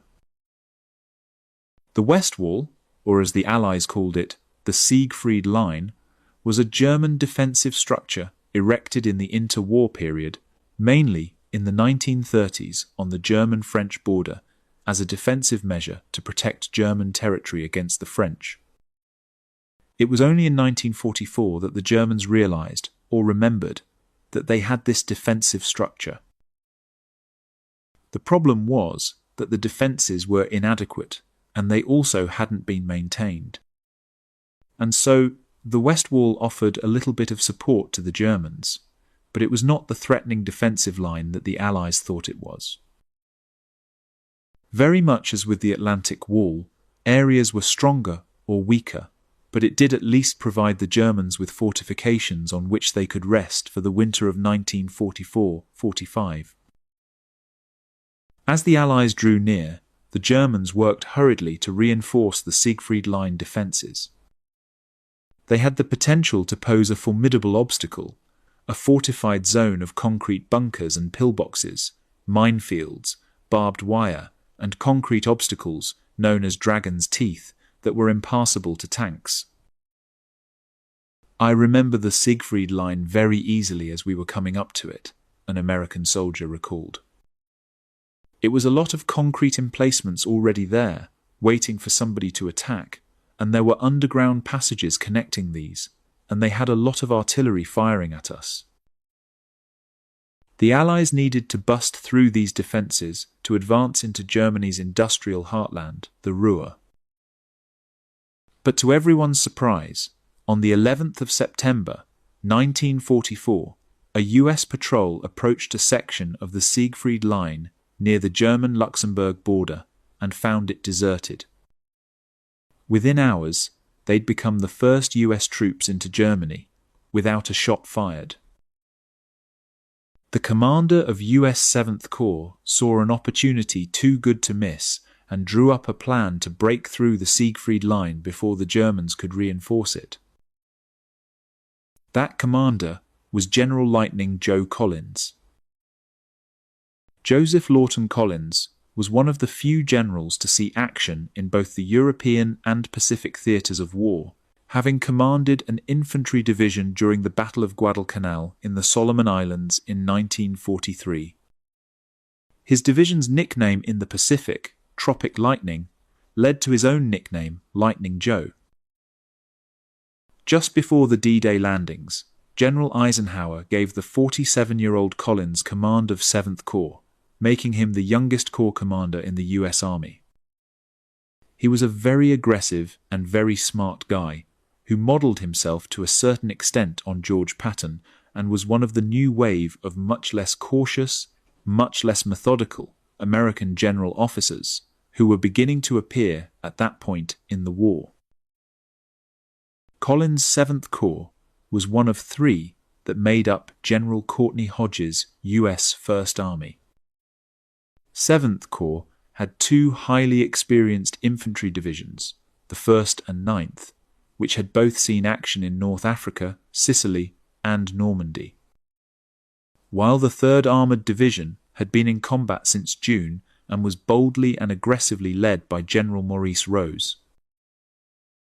Collins turned to General Rose's 3rd Armoured to lead the attack through the Siegfried Line, with the division operating as 2 combat commands, A and B. The American combat command system started up in the 1930s and into the 1940s, and it was at least in part a reaction to the new requirements of industrialized warfare. The Americans discovered that they didn't always need full-size divisions to do everything they were thinking about, or that full-size divisions didn't have everything they needed within them. So what they started to do was put together combat commands, which might draw from an armoured division, an infantry division, artillery, engineers, and put together units as one big fighting force. The initial American penetration of the Siegfried Line had been made just south of Aachen. Now, 3rd Armoured's 2 combat commands would attack northeast near the German town of Roetgen.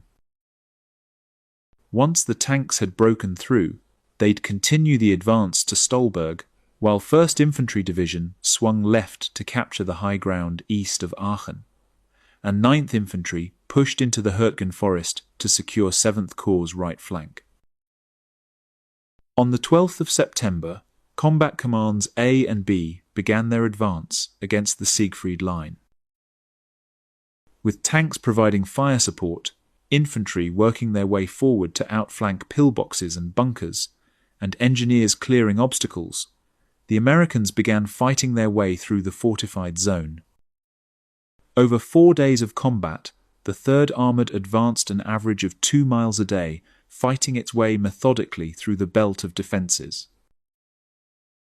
But as US troops neared Stolberg, they ran into a second chain of Siegfried Line defences at the same time as they were hit by a series of German counterattacks. There was even a rare appearance from the German Luftwaffe.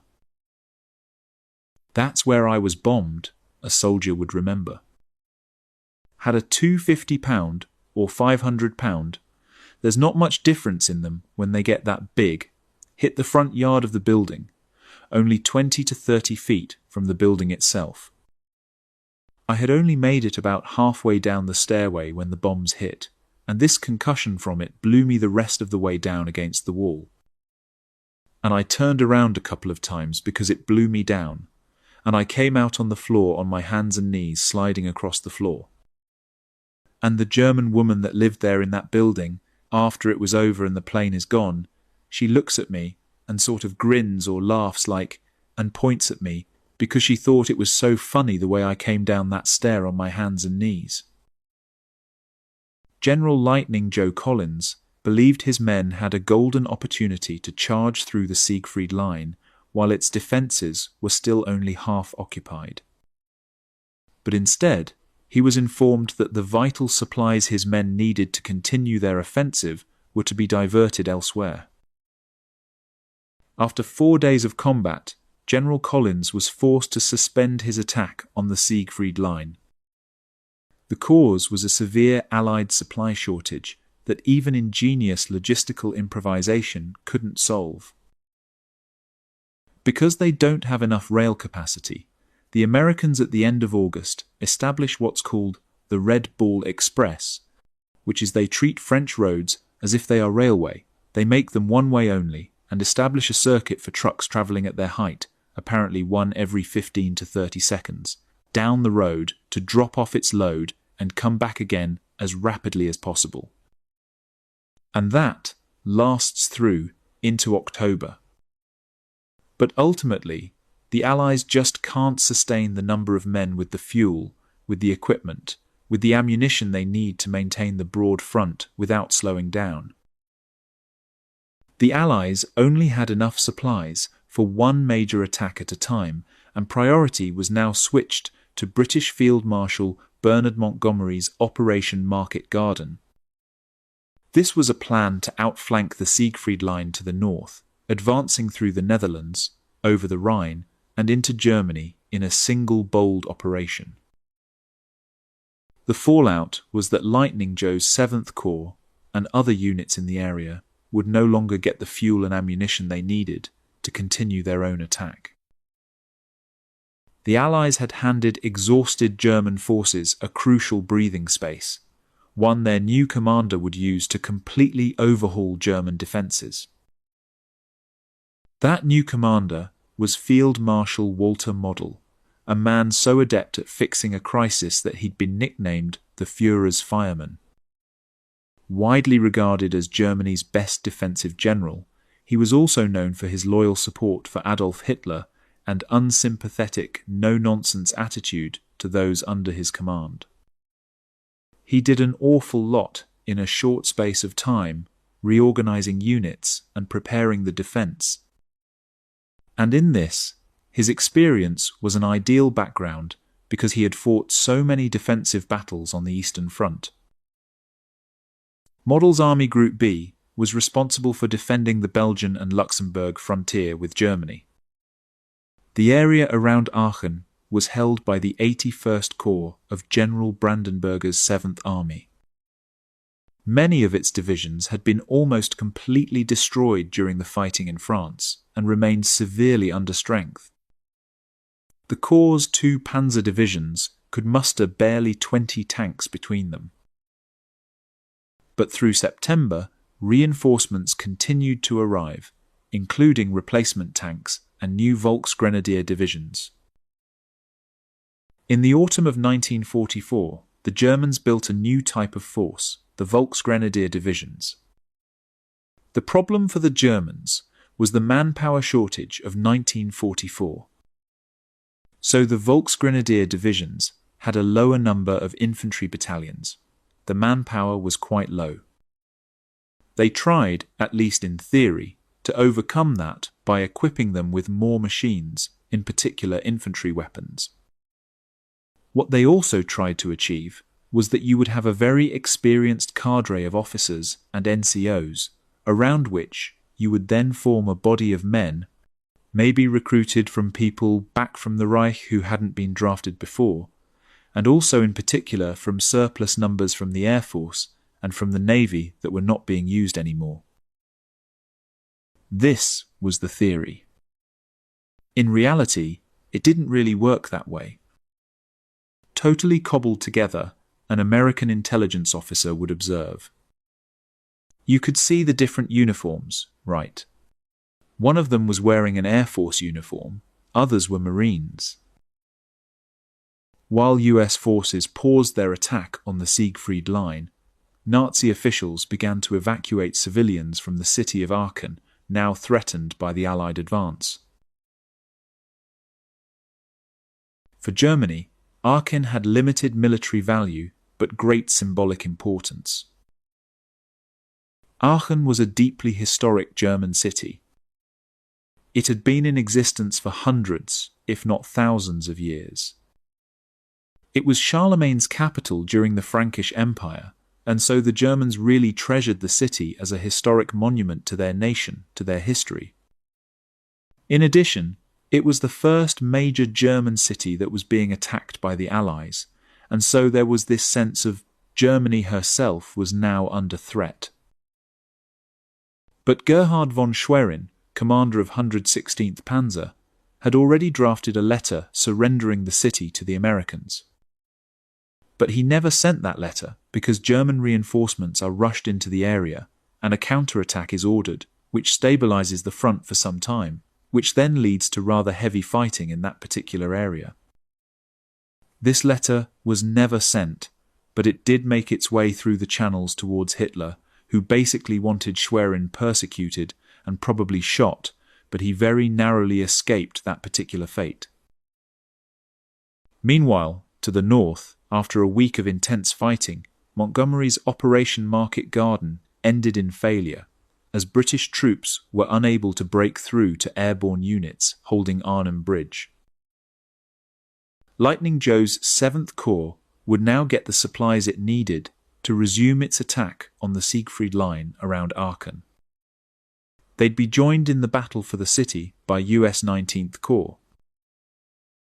September's advance by Collins's 7th Corps had left it holding the Stolberg corridor southeast of Aachen.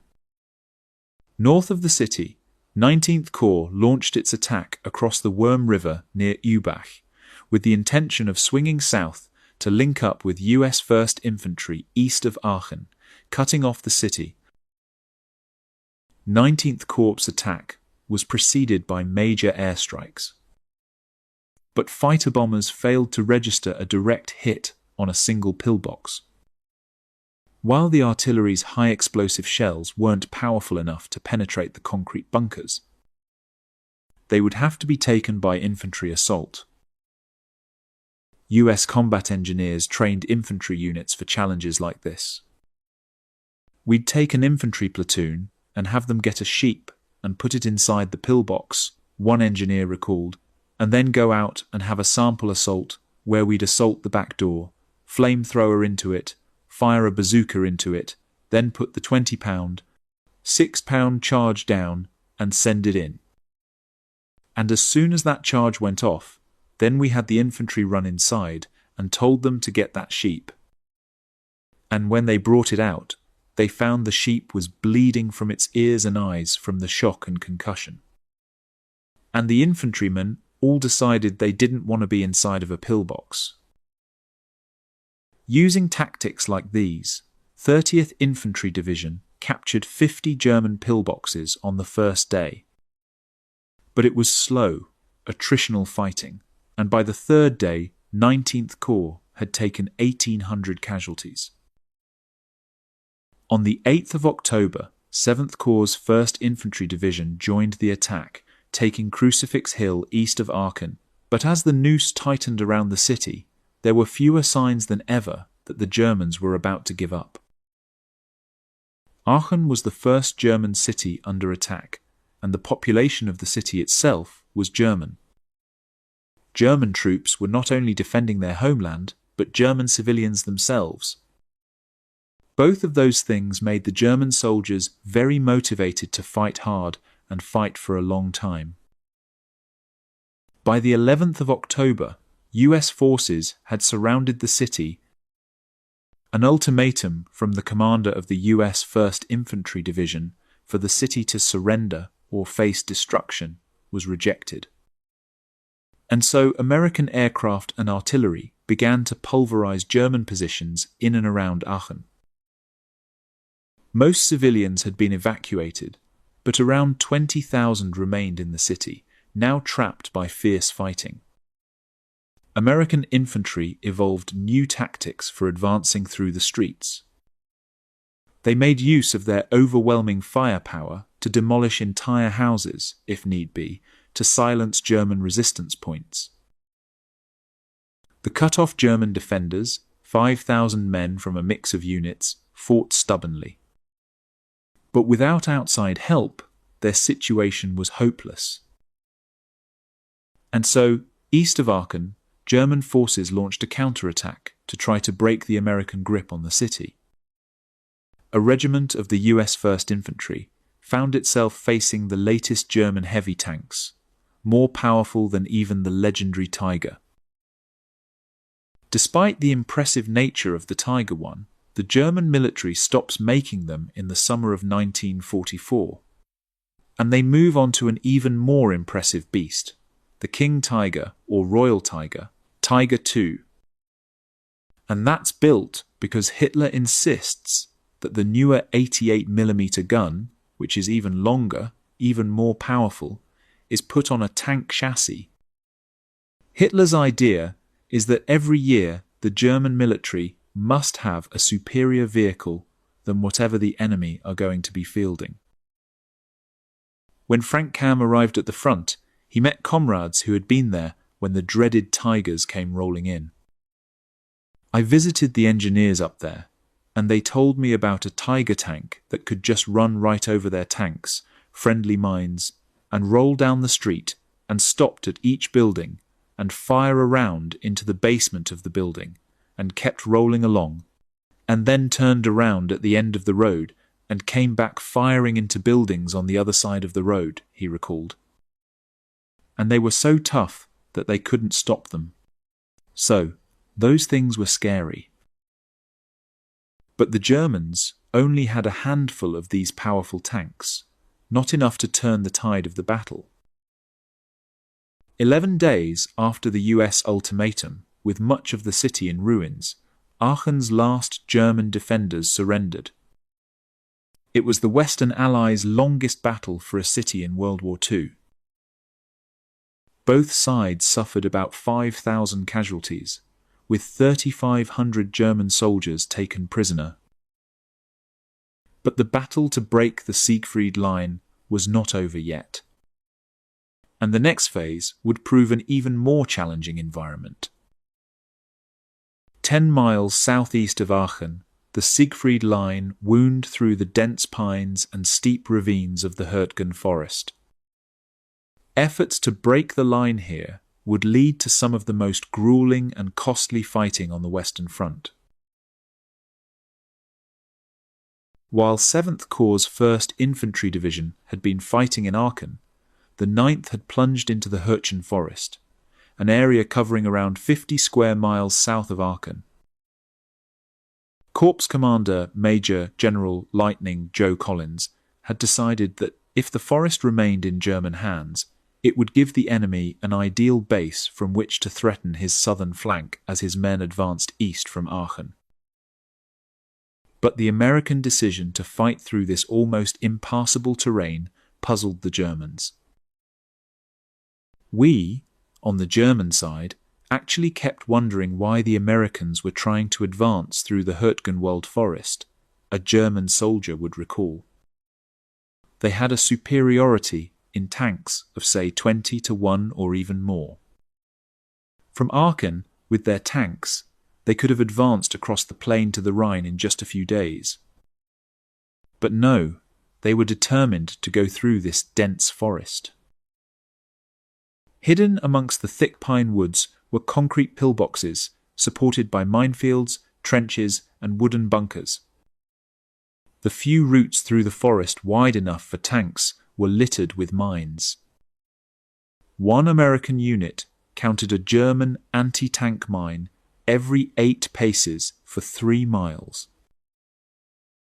In the face of such formidable defences, it took the 9th Infantry 10 days to advance just 3,000 yards at the cost of 4,500 casualties. It set the pattern for weeks of grueling combat, as more and more units were committed in an effort to bludgeon their way through the forest. In late October, the worn-out 9th Division was relieved by fresh troops of the Pennsylvanian 28th Infantry in preparation for a new phase of the American battle to break through the Siegfried Line. The 28th Division had arrived in France a few weeks after D-Day. Its 3 infantry regiments had seen heavy fighting in Normandy before marching down the Champs, Élysée in the parade, to celebrate the liberation of Paris. But Hurtgen Forest would be unlike anything the division had seen or trained for. The 28th Division was to play a key role in the Allied advance towards the next objective, the Ruhr River. It would make a preliminary attack through the Hurtgen Forest to capture the important crossroads town of Schmidt and secure the flank of the main advance. This would be followed by the main attack, codenamed Operation Queen, which would see 7th Corps and 19th Corps push east towards their objective, the main town of Düren on the Ruhr. But a US advance through the Hurtgen forest would threaten secret German preparations for a major winter offensive in the Ardennes forest. Unbeknownst to the Americans, their advance on Schmidt presented a serious strategic threat to the Germans. If the Americans captured Schmidt, they would actually be able to threaten the German build-up areas for the Ardennes counter-offensive. And so the Germans realized they had to defend both the Hurtgen forest and Schmidt itself against the American assault, as otherwise the entire counter-offensive would become difficult, if not impossible.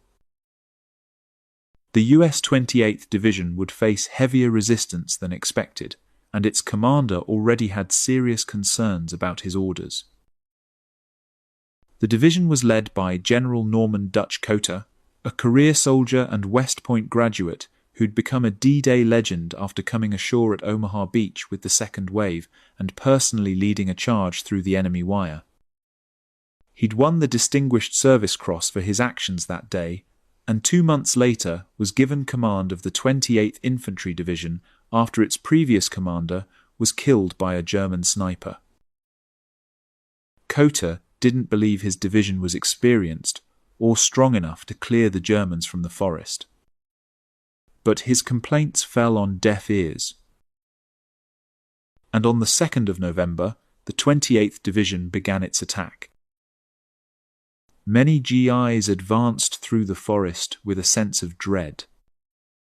We didn't, of course, know where we were, had no idea what we were in, one would recall. Each of us was wondering the same thing. Which one of us is going to get killed first? Is one of us going to get that $1 million wound to go home? Is one of us going to get an arm blown off? We're going into combat, and they're shooting real bullets up there. One regiment immediately walked into a large, unmarked minefield. Another was ambushed by expertly camouflaged German pillboxes in the forest and pinned down.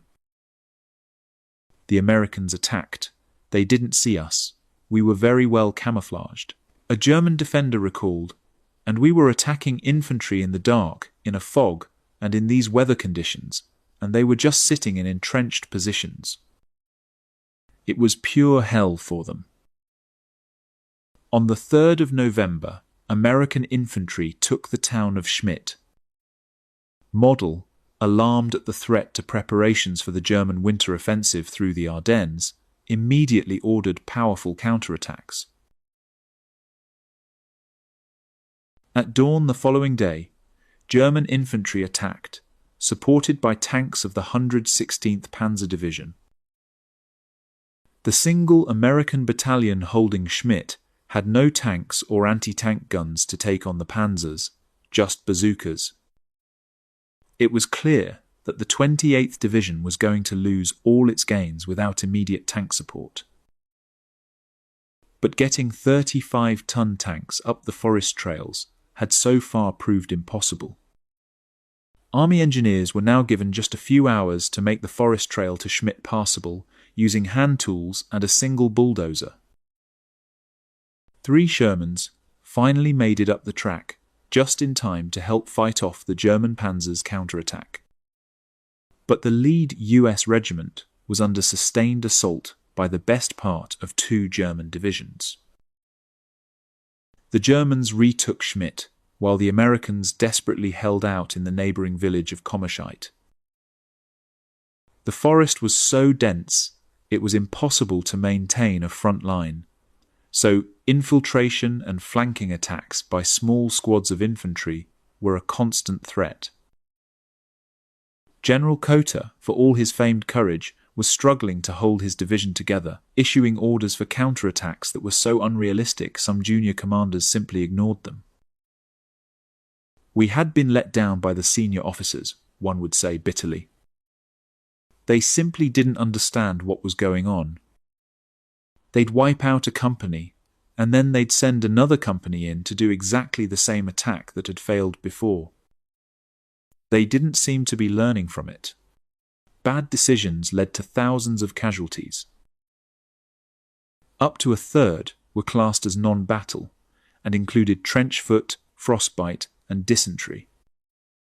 But combat took its toll in many ways, and prolonged exposure to battle resulted in psychological disorders. 26% of all US troops who served in combat units between June and November 1944 reported sick with combat fatigue at some time or another. As more and more men broke down because of combat fatigue, rather than being punished, they were taken off the line. They were treated. Some of them were sent back home for good. A lot of them were given a chance to recover, but the army handled them pretty effectively over the long term, because they knew that this was just something that happened to every soldier eventually. The other thing about combat fatigue was that the other soldiers recognized it, and weren't dismissive or contemptuous of the men who experienced it. To a certain extent, there was a sense that, oh, this could be me. So they tended to treat those folks who broke down mentally in combat with a kind of rough kindness. In extreme cases, the misery and dread of frontline service drove some soldiers to go absent without leave. Desertion was also a serious problem, and the only US soldier to actually be shot for desertion during the course of the war was Private Eddie Slovic. And that was the result of this campaign. The decision to execute Eddie Slovic was approved by Eisenhower, the Supreme Allied Commander, deeply concerned by low morale among US units that winter. Slovic had been part of the ill-fated 28th Division, which continued to struggle forward through the Hurtgen Forest. Then, in the midst of the fighting, along a fiercely contested supply route through the forest known as the Karl Trail, there was a moment of rare and courageous mercy. We went to the Americans with a white flag. They were on the other side of the river, the Call.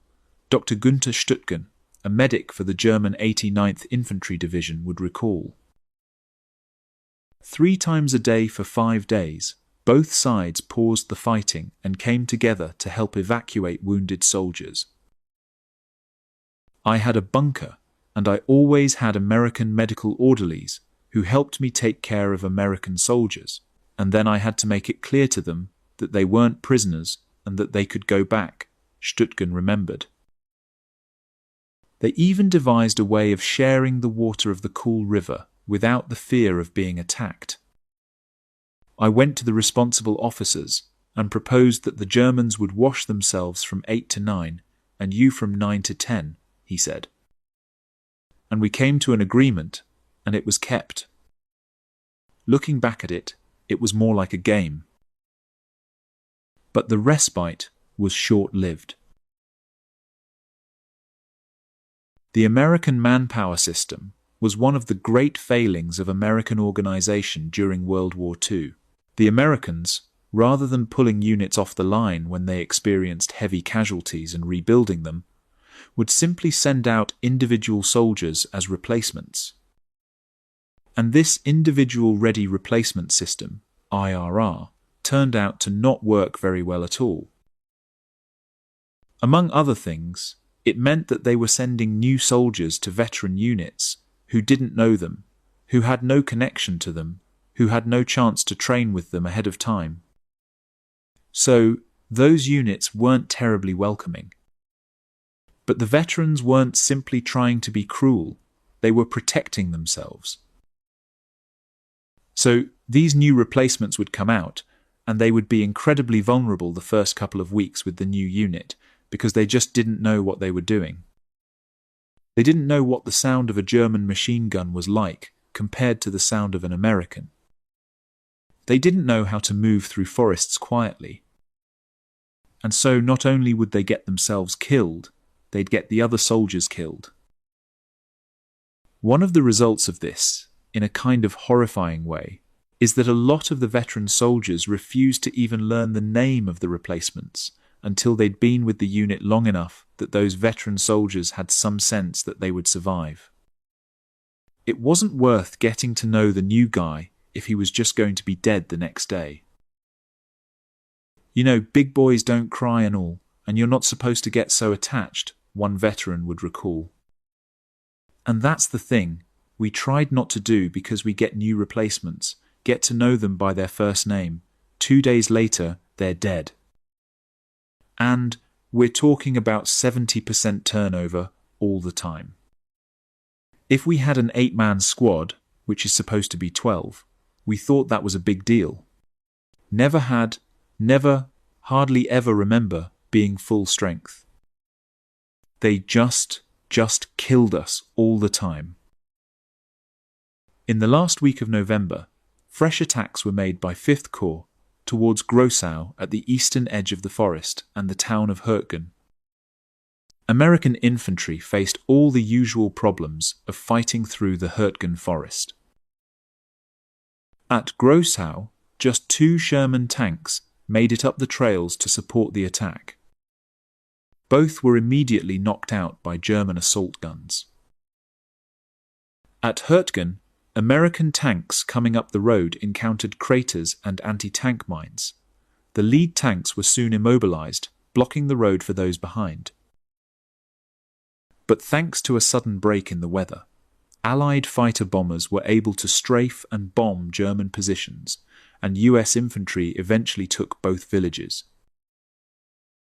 The American advance was inching forward at the cost of enormous casualties, and still the Ruhr River dams were not in sight. And so Allied commanders turned to air power to destroy them. In early December, RAF bombers attacked the dams 3 times. But there was no repeat of the spectacular dambusters' success. The dams were made of packed earth and almost impossible to hit amid constant winter cloud cover. They would have to be taken by ground troops after all. Frank Kam's unit arrived at the front on the 13th of December and quickly got a taste of the fog of war in the freezing forest. We had several different infantry platoons attack that first night of the 13th of December, he'd recall. And some of our soldiers got caught behind German lines, and while it was dark, they had to try to get out, and they came across a German trench and were walking through the German trench when they ran into German soldiers. And the Germans would say something to them, and they just grunted back and kept on going. And they walked through the German lines and then came on out. So sometimes you engage them, and if they don't know who you are, you're all right. German soldiers were also under immense pressure and faced the terrifying might of Allied firepower. That night I was alone. Communications were completely gone. There was only the sound of gunfire, one would remember. I can only say, to put it simply, that was the night when I learned to pray. US troops, with the advantage in numbers and firepower, made steady progress towards the Ruhr River, while Hill 400, a crucial vantage point, was taken by an elite US Ranger battalion in a head-on charge. After months of bitter fighting, US 1st and 9th Armies finally reached the Ruhr River. Siegfried Line defences, the horrors of Hürtgen Forest, and a skillful German defence meant they'd been forced to pay an exceptionally heavy price and still hadn't made the breakthrough they'd hoped for. On the 16th of November, General Hodges ordered Operation Queen to go ahead with or without the bombers. Miraculously, after 13 days of constant rain, the weather cleared at the last moment. More than 1,500 heavy bombers poured high explosive onto Siegfried Line defences and towns along the Ruhr River Valley. The effects were devastating. The towns that were hit by the bombers were basically obliterated, the communication lines were cut, and the effects on the morale, particularly of the inexperienced soldiers, was quite severe. Having said that, in the combat zone itself, where you had more of the experienced German soldiers, the effects were far less. There are a number of reasons for this. First of all, the bombing wasn't all that accurate in that particular area, and also, a lot of the more experienced soldiers and their morale were not hit that badly. And it's interesting that after the bombing raid, even the Allied commanders said that the bombing had not lived up to their expectation. In the aftermath of the bombing raid, Collins' 7th Corps launched its attack through and north of the Hürtgen Forest. They'd have to fight their way through a series of well-defended villages with the aim of securing new priority objectives, the Ruhr River dams, the significance of which had only just been grasped. During the fighting, the Germans were thinking of blowing the dams of the River Ruhr. The idea behind that was that by blowing the dams, first of all, they would create a water wall which would move towards the Allies and hopefully sweep away some of the troops. But even more importantly, it would create a bit of a swamp area and would widen the River Ruhr to about 1.5 kilometers, which made it very, very difficult for the Allies to cross, so creating a rather severe water obstacle to the advancing Allies. The Americans knew that the Ruhr dams were there, but they had sort of lost focus on them in an attempt to secure their flank by taking Hürtgen Forest. General Hodges of the American Army wasn't the most intelligent, most aggressive commander, and he was having trouble tracking everything that was going on. In the process, the dams sort of got lost in the mess. US commanders finally understood that they could not safely cross the Ruhr River while the dams remained intact in German hands. But the shattered 28th Division would take no part in this attack. Cota's men were finally being pulled out of the line. "I felt, oh my God, we're getting out of this meat grinder," one soldier recalled. And the next day, we got on the trucks, and away we went down the mountains, over the rivers, through the woods. It was like luxury. But for the veteran US 1st Infantry Division, it was the start of their Hürtgen Forest ordeal. On the first day of Operation Queen, they attacked the village of Hammich, where Harley Reynolds and his unit encountered a lethal new German infantry weapon. The Germans had developed a pistol that shot a grenade, and they had developed this pistol, he'd remember. The idea was there all the time, but we'd never run up against them until this night. And they had developed it. It was a flare gun that shoots a flare just like you carry on your boat, for example, if you're out on the water. But instead of a flare, it shot a grenade.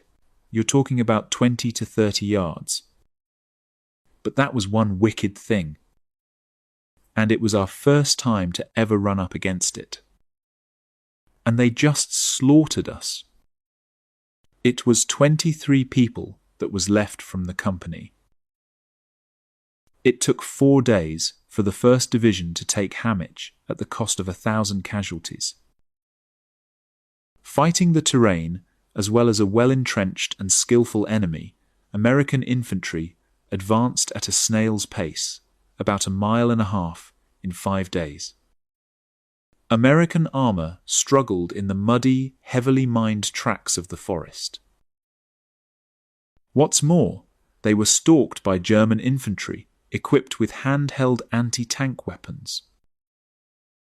So the Panzerfaust can be used by units like the Volksgrenadiers in the Hürtgen Forest. They can creep up on tanks through the woods, and this very simple weapon can penetrate the armor on the front or the sides of a Sherman tank. So literally, pennies are being used to knock out thousands of pounds worth of equipment. All units in the Hürtgen Forest suffered a horrifying rate of attrition. For those on the front line, the nightmare seemed unending. The Americans had given the forest a grisly nickname, the Death Factory. And with winter closing in, conditions were only getting more miserable. "I would have to describe it in this way," one soldier recalled. "In the beginning of winter, back in Virginia, where I grew up, it starts with a very cold, blowing wind and just snowflakes, just here and there. But the flakes aren't actually flakes. They're in little balls, like pellets. That was all I saw of snow in the Hürtgen Forest while I was there. We knew the winter was coming. November 1944. The US 1st and 9th Armies were waging a grim winter offensive along a 15-mile front in an attempt to push through the Siegfried Line to the Ruhr River and then onto the Rhine itself. On the southern flank of the advance, US infantry were pinned down in the Hürtgen forest, unable to make any headway through the wooded maze of ravines, minefields, and bunkers. Because everything was lying on the ground, there was always something snapping, so they couldn't actually move quietly at all, a German soldier observed. They kept making noises. There was always the sound of a breaking branch somewhere. It would be noticed by both sides, and that was where you would open fire. One US regiment lost 200 men in a single day, and all 3 of its battalion commanders. Losses were so bad that some companies got through 3 or 4 commanding officers in a month. Many were well below half their normal strength of 190 men. The need for replacements was more urgent than ever. But when new recruits were sent to frontline units to replace the casualties, they often struggled to fit in amongst the veterans.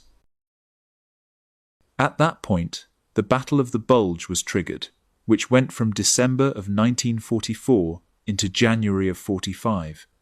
They had pulled away all of our artillery support, all of our air support, and we had to dig in at the Ruhr River. It was cold and miserable, and fighting through the elements was a war in itself for us.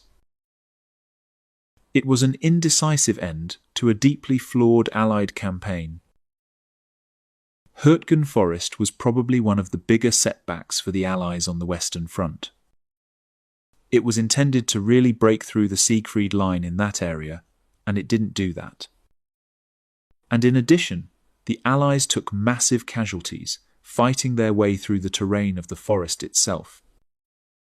And so the final result is that they didn't really achieve what they were aiming for, and they lost almost more than 30,000 casualties doing it. The defense of the Hürtgen Forest can be seen as a German victory because the Germans inflicted higher casualties on the Allies, the Americans, than they sustained themselves. The Germans lose somewhere in the region of about 28,000 casualties, whereas the Americans lose about 33,000 casualties, plus about 9,000 non-combat casualties. So some of the units have 25% casualty rate, which is extremely high for American units. So, at that particular level, yes, you might say it was a victory. It also slowed down the Allied advance, and the Germans were able to hold on to more of their territory. From an operational and strategic point of view, the answer is probably different. You might say, well, operationally, it didn't really achieve all that much, whereas strategically, it didn't have any effect at all, and Germany still lost the war. The duration and intensity of fighting in the Hürtgen Forest would traumatize survivors on all sides. I can still see all the dead lying there, one German soldier would remember. American soldiers and German soldiers all mixed up together. Whole fields full of them. General Dutch Coter's battered 28th Division, who'd been left out on a limb in Hürtgen Forest, were moved south to a quiet sector to recover. But in a grim irony, they found themselves in the path of Hitler's surprise winter offensive through the Ardennes. Not until the Battle of the Bulge had been won could Allied forces along the Siegfried Line resume their offensive and begin the final advance into the heart of Nazi Germany. 90 days. That's how long it took for the Allied march to Berlin to grind to a bloody halt in the autumn of 1944. 3 simultaneous battles. 3 catastrophic failures. At Arnhem, Montgomery's gamble ended with 17,000 Allied casualties. John Frost's 600 men held the bridge for 4 days against SS Panzers. When Germans demanded surrender, Frost sent back 3 words: tell them to sod off. It wasn't enough. In the Scheldt, Canadian soldiers fought through chest-deep water to open Antwerp. Black Friday saw 150 men lost in a single day. 7,000 Canadian casualties over 5 weeks. When the first convoy reached Antwerp, dignitaries from every Allied nation attended. "Where are the Canadians?" someone asked. Nobody had invited them. And in the Hurtgen Forest, American divisions walked into the death factory. 33,000 casualties in 3 months. 70% turnover in some units. Veterans stopped learning replacement names. Harley Reynolds survived. 23 people left from his company. They just slaughtered us. How did an army on the brink of victory stumble into 3 simultaneous disasters? The answer lies in August. The Allies were winning so fast they couldn't keep up. Every gallon of fuel, every shell came from Normandy beaches 300 miles away. The Red Ball Express ran trucks every 15 to 30 seconds. It still wasn't enough. Victory became vulnerability. Montgomery demanded resources for Market Garden. Eisenhower gave in. Patton was starved of fuel. Collins' Siegfried Line attack was suspended. The Canadian advance delayed. One operation got everything. 3 others got nothing.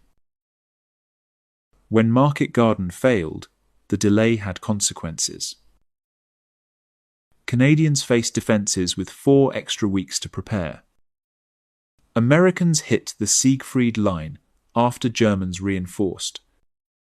Field Marshal Model used every day to rebuild shattered divisions into Kampfgruppen that fought with shocking effectiveness. By December, stalemate. Allied forces reached the Ruhr River at a cost exceeding D-Day itself. The war would not end in 1944. Hitler's Ardennes offensive would cost another 89,000 American casualties before armies could resume their advance. The road to Berlin took 6 more months and hundreds of thousands more lives. 3 battles. 90 days. The lesson that war rarely rewards boldness without logistics, planning without intelligence, or ambition without cost. The autumn of 1944 was supposed to bring victory. Instead, it brought a reckoning. This has been History Radio. Market Garden Disaster and the Death Factory. Military History Stories.